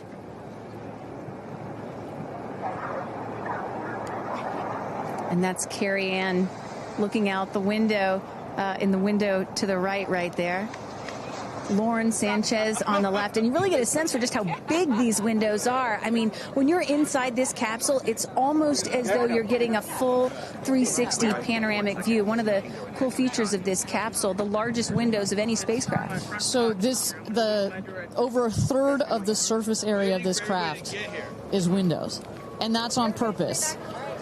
There were many meetings with our founder, Jeff Bezos, where our engineers brought him some windows. He said, nope, make them bigger. They come back. Nope, that's nice, but make them bigger. And what you get here, why is that so important? So many of our astronauts have said, when I got out of my seat, I looked outside my window, and I turned around, and I looked at the other 5 windows, and my brain created a panoramic view, a panoramic photo of it, because so much of the capsule is windows, and it makes for just an incredible experience. Sarah. Good? Okay, here we go. Here goes Jeff Bezos to open the hatch.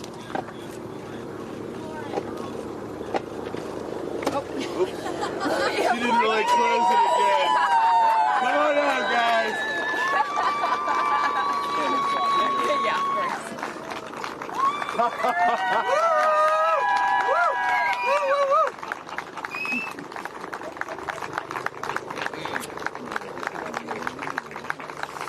Let's see your babies. Where are my babies? They're over here. Go see them. Where? Oh, we have to go Right there. Okay.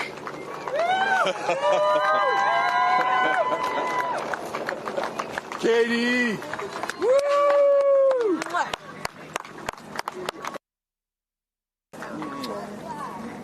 Thank you.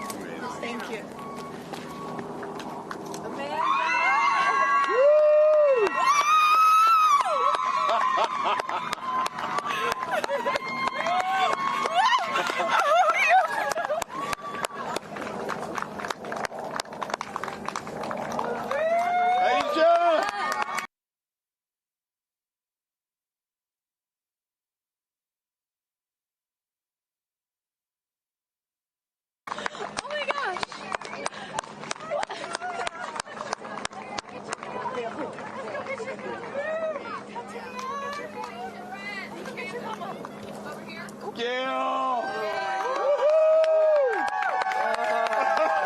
I just have to have a moment with the ground. Let me just appreciate the ground for just a second.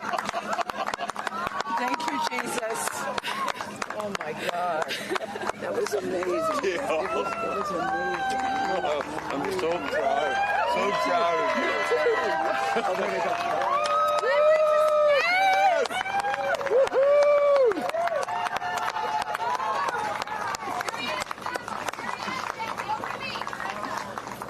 Amazing. I'm so proud of you. Kerianne, we got your people over here. Come right around the bushes here. Come on. I can't I have no, it's not working. So someone just tell me when we're on. Does anyone have our app? All right, and you just saw it there. All 6 astronauts coming out, all ecstatic. Katy Perry and Gayle King both kissing the Earth. Very happy to be back down here, but clearly ecstatic. I don't know about you, Kristen, but my favorite was Lauren coming out and saying, "Where are my babies?" Oh. And I also loved Katy Perry holding a daisy, I believe, and holding the daisy up to the sky after her daughter Daisy. Sweet moment. With that, let's turn it over to Krista Thompson standing by outside the capsule. I don't really have words for it. Oh my God, Lauren, I want to cry just seeing you. I'm so proud of this crew. Like, I mean, Gayle, we were just talking in the capsule, doesn't even have ear piercings. She's so afraid to do anything. And she got in that capsule, and I think, it profoundly changed her. I mean, for me, I can't put it into words, but, I looked out the window, and we got to see the moon. And it was pink. Was it pink? The full moon. It wasn't pink, but it was almost full. And Earth looked it was so quiet. It was just quiet. And is it what you expected? No. Better. Yeah. I don't think you can describe it. Because, what I was saying, it was quiet, but then also really alive. And you look at it and you're like, we're all in this together. Like, that's all I could think about is like, we're so connected, more connected than you realize, because you just see right here, you see like, you know, states and all these things that like divide us, but we're not. And what is your emotion? What makes you emotional? Joy. Complete and utter joy and gratefulness. Like, it makes me want to come back and just hug everyone and be like, oh my God, we're in this together. Like, that's what this is. And Jeff had told you that it will change you more than you know, and I know you're only a few minutes removed from the capsule, but I can tell so already. Emotional. Yeah. To be this I'm like, I don't cry that often.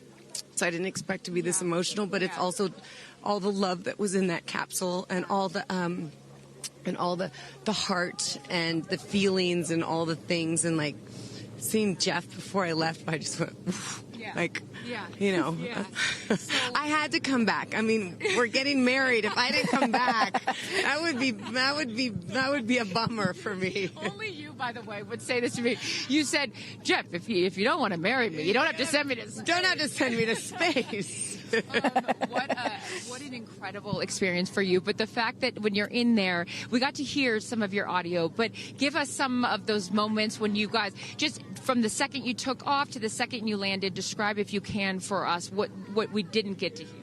It was a feeling of joy and like and camaraderie. It was a feeling of gratefulness. It was a feeling that we're doing this. And you know Alan Shepard, I told you about this, did this same exact flight, and he became the first American in space. And 6 women just did the same flight that he did it. Oh, I just want to keep hugging you. It's really cool. Yeah. And I hope that more people get to see this, because I feel, I don't even know how much it's going to change me. And I want to thank the Blue team. I mean, look at them. I mean, they work so hard to make sure this vehicle gets up and safe. And I'm so proud of you. I'm so proud of you. It's one thing to say you're going to do it. It's another thing to actually do it. And I know there's a phrase in your family that life takes off on the other side of fear. And here you are, just having landed back on Earth. And now you are officially, Lauren Sánchez, already adding to your extensive resume, you are an astronaut. Congratulations. Thank you. I'm very excited. I'm excited to share it with the world, and I'm so grateful to everyone here. I love you. Go be with your family. But to process and download what just happened to me. Well, get on in here, Amanda. Someone that can now articulate exactly how Lauren is feeling. Lauren being so candid about overcome with emotion. How are you feeling? I know, Amanda, this has been a dream of yours, a long-awaited dream, and now it is finally official. You are an astronaut. Congratulations. Thank you so much. You know, I usually have nice words to say, but in this moment, I just want all survivors to know that you can heal. No dream is too wild, and that if it's so wild out there, like going to space, you can absolutely make it through, and it can absolutely be possible. You mentioned to us prior to going up, you said that you needed to go to space to heal. I know you're only a few minutes removed from this incredible experience. Do you feel healed? You know, I had a zero-G indicator that I didn't know if I would bring, and I ended up bringing it. Okay. And explain for the folks at home that don't know what that means, what it is that you're holding. Yes, the zero-G indicator is something all astronauts have that floats once you hit space, lets you know you're there. I brought a promise that I wrote to myself. I've talked about that. And share for what is this right here? Yes, and this one I didn't know if I would bring, but I ended up bringing it and floating it, and it's the hospital van from the day. And, I got to honor her today, and I'm so grateful to the thousands of people, the engineers, the scientists, just everyone who has made this a reality. And you also have written here, I know that you had this on your laptop, right? Yes, that's right. And this is my zero-G indicator, a promise I made to myself that if I were to pause my astronaut dreams and fight for rights, that one day I would return to her. And it says, never, never give up. Well, those dreams are no longer on hold. You are finally an astronaut. Congratulations. Enjoy this moment with your family, and thank you for sharing it with us. Thank you, Amanda. Kerianne, you said to me yesterday, you said, when I get out of that capsule, I'm going to be an emotional wreck. And I think what I will just say, for anyone that has never had the great privilege of being here, this is my first time at a launch, and it is very emotional. Describe, if you can, how you're feeling. I have almost no words. It was the most incredible experience of my life to be up there and see like such vast darkness in space and look down on our planet. The moon was so beautiful, and that was like, I felt like that was a special gift just for me. I'm so sorry. No, don't apologize. Are you kidding? You just went to space. You just went to space. This is it. Like knowing that everyone I loved was standing down there looking back up at me, and I just hope that these types of experiences, clear a path for everyone to be able to do that. You told us a beautiful story about your son when you told him you were going to go to space, and that, get over here so I can hold you, and that he went back to school and he was all excited to tell his friends that his mom was going to space, and they said, your mom can't go to space. Moms don't go to space. Well, guess what? This mom just went to space. Congratulations. You are officially an astronaut, and I know you're wearing a very special necklace from an incredible group of people that you hold near and dear to your heart. What would you like to say to them watching? I'm wearing a few necklaces today. My dear friends threw me a blast-off party and gave me this feather, which obviously represents the Blue Origin logo, and it felt so special to have it close to my heart. And in space with me. And I feel like it helped me take all of them with me on this journey. Yes. Well, I will let you go enjoy this historic moment with your family, and thank you for sharing it with us. Congratulations. You're an astronaut. Thank you. Gayle, get on over. I'm still floating. I can't believe it. I cannot believe it. I'm so proud of you. And I know that I speak for the collective, because you have been so honest. You've been so vulnerable. And I spoke to your best friend prior to you taking off, and I asked her why it was so important for you to do this. And she said, so she didn't have to hear you say, I wish I would have done that. So true. But now, Gayle King, you are officially an astronaut. How do you feel? I still can't accept that word, but I will say I can't even believe what I saw. When somebody calls this a ride, this was not a ride. What happened to us was not a ride. This was a bona fide friggin' flight. And our instructor, we were so well prepared. So every noise we heard, we knew. But the flight instructor said that I am her best success story. Why? Because she's never had somebody go through the course who's terrified of flying. Everybody who's gone through the course is somebody that it's been a lifelong dream. They wanted to do it. So she said, I'm her best success story. I'm so proud of me right now. I still can't believe it. I still can't believe it. I was just going to say, prior to the launch, you said that you would be so proud of yourself if you went through with this. Yes. And you did. What was the best part, Gayle? It's oddly quiet when you get up there. It's really quiet and peaceful. And you look down at the planet and you think, that's where we came from? And to me, it's such a reminder about how we need to do better, be better. Do better, be better human beings. And what do you mean by that? Processing. Well, it's so nasty and so vitriolic nowadays. And I mean, if everybody could experience that peace that we had up there, and the kindness and what it takes to do what we did, all the people that it took to get us up there and get us back safely, I'll never, ever, ever forget. And when we were up there, have you talked to Katy yet? I have not. Okay, when we were up there, after zero G is very difficult. All the training about this is how you get in the chair and this. I look like a friggin' moose getting in the chair. It was like, just let me get in the chair. Let me get the seatbelt on. But, we had a very do this. How would you describe it? it's very difficult because you're floating.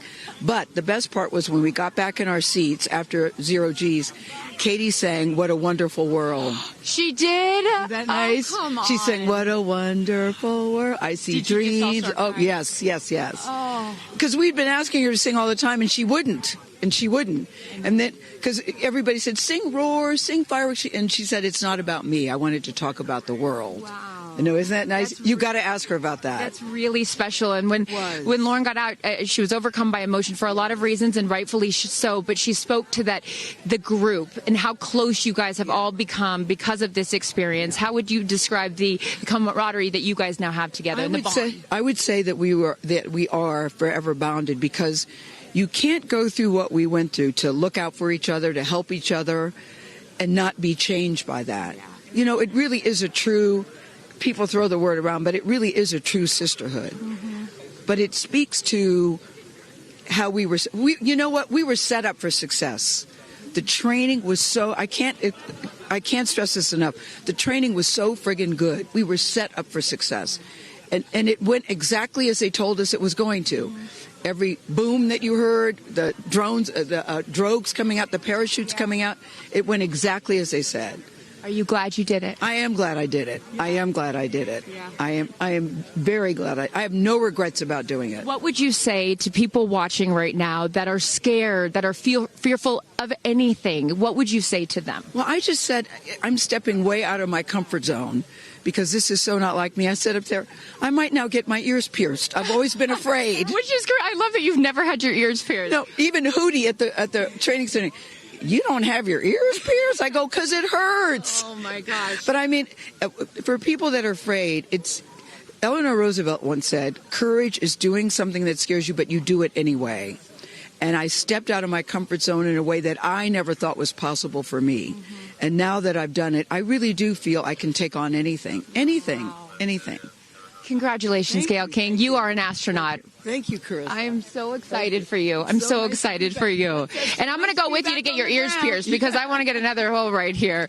Go enjoy this with your family. Thank you so, so much. Aisha, oh my goodness.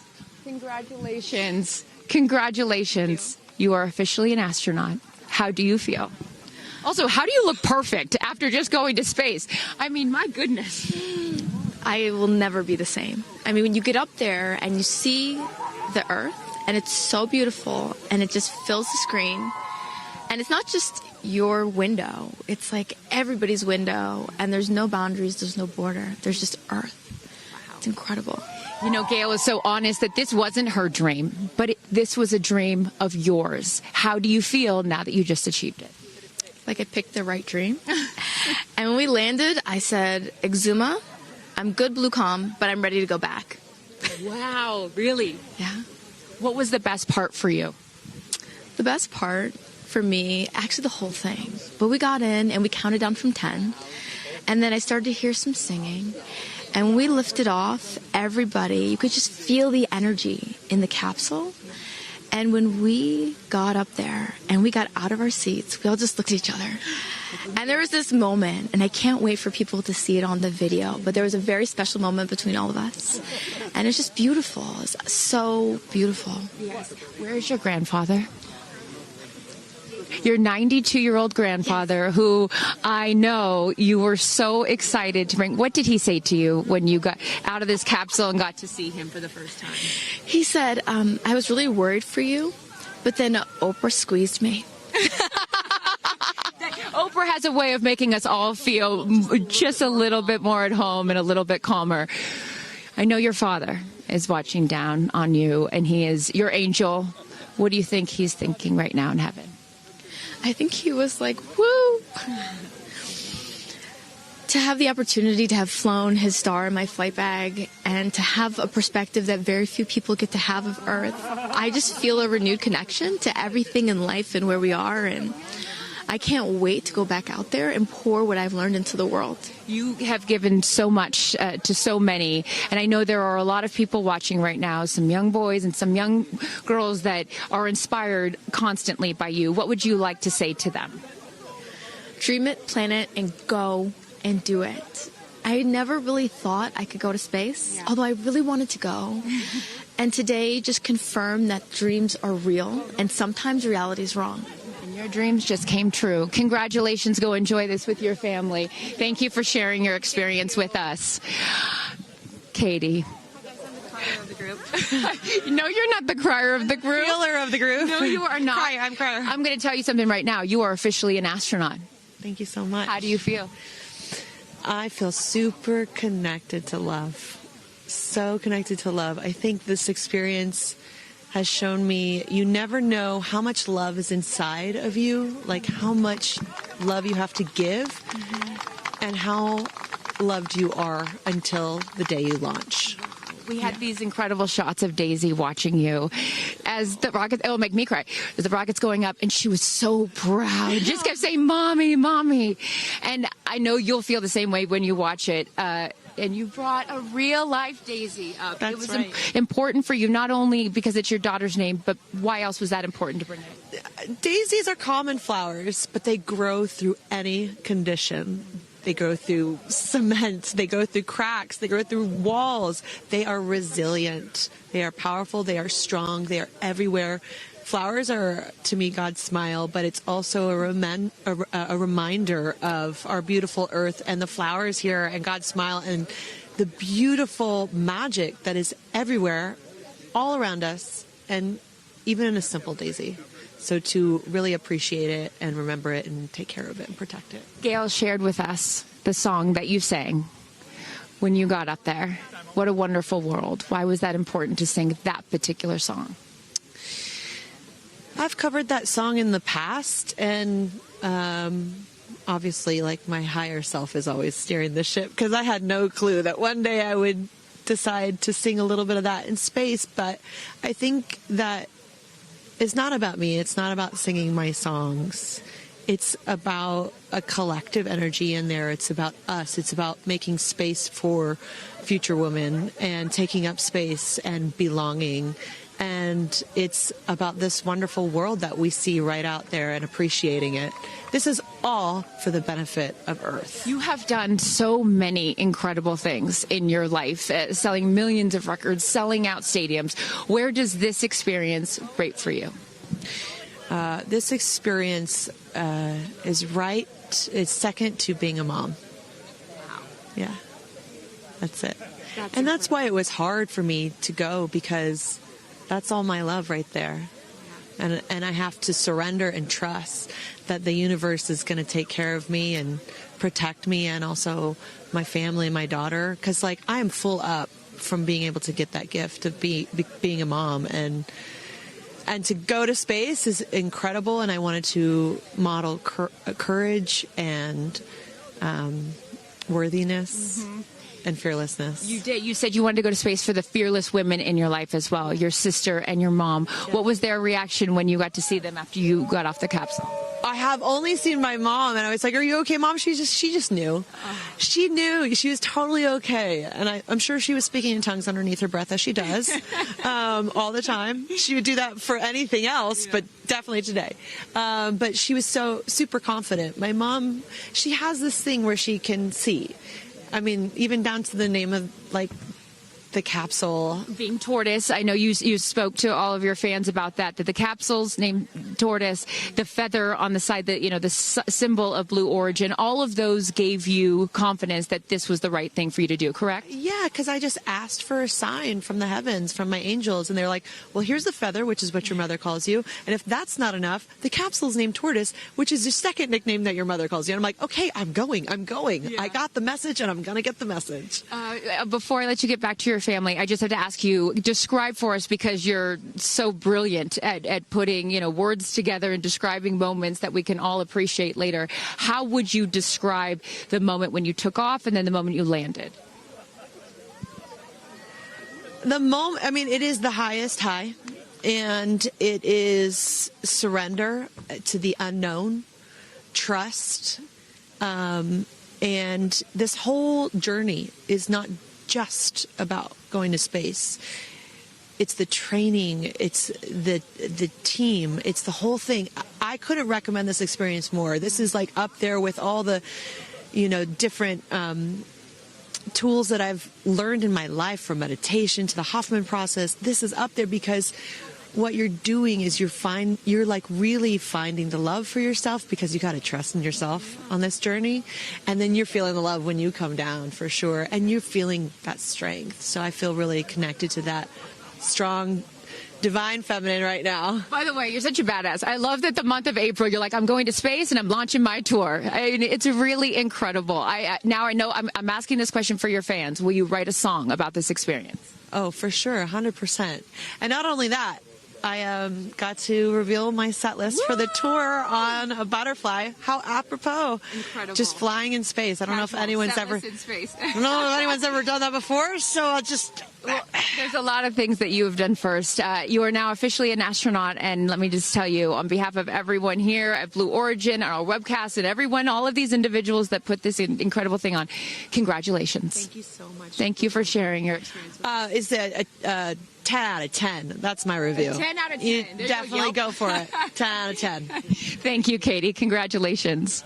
All right, you guys, so many fun moments that we'll continue to see as we get the footage. But I'm going to send it back to you and let these incredible astronauts enjoy their time with their friends and family. Thank you so much, Carissa. Wow. Kristen, I mean, 6 inspirational women in their own right. Eloquent. I could not be that eloquent coming down from space. You know, you heard Katy Perry saying 10 out of 10, but number 2 experience only to being a mother. What were some of your takeaways from what we just heard? You know, Gayle King used the word sisterhood. I'm feeling the sisterhood today. First all-female crew to space since 1963, and that was a solo mission, Valentina Tereshkova. And I'm with an all-female broadcast team here at Launch Site 1 in Blue Origin. Ariane, it has been a complete honor to work alongside you.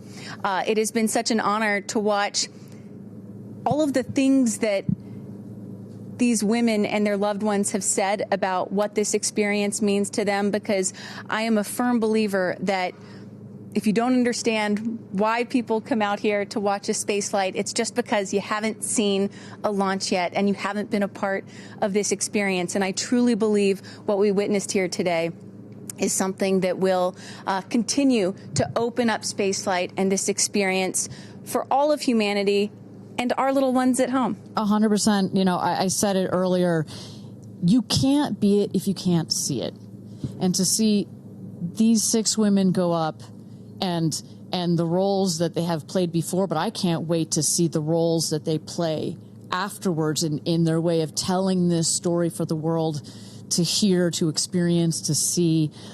This is just the beginning. So I want to give a shout out to them, because as you saw, that is coming out of your comfort zone, whether you wanted to go to space or you're like Gayle and you didn't anticipate it. Thank you for trusting yourselves and to their families and trusting their loved ones with Blue Origin. We are very proud to do that. I'm so proud of Gayle King, too. I wonder if she's still afraid to fly on airplanes after flying to space. Have we cured her of her fear of flying? I don't know. We've cured her for getting your ears pierced. So there we go. Baby we'll take steps. that one. Let's start with that one after this not so baby step. Aw. Look at that beautiful shot. And now the party starts, right? Can we pop some champagne and celebrate a little bit later? Let's do it. It's only 9:20 a.m. It's not too early. 5 o'clock somewhere, baby. All right. What an incredible day. Just for all of us, for our astronauts, for our Blue Origin team. It was an honor to fly you to space. And if you would like to follow in the pioneering footsteps of these astronauts and purchase a seat to space, visit blueorigin.com and click Fly to Space. Your own journey to visit the Kármán line is much closer than you think.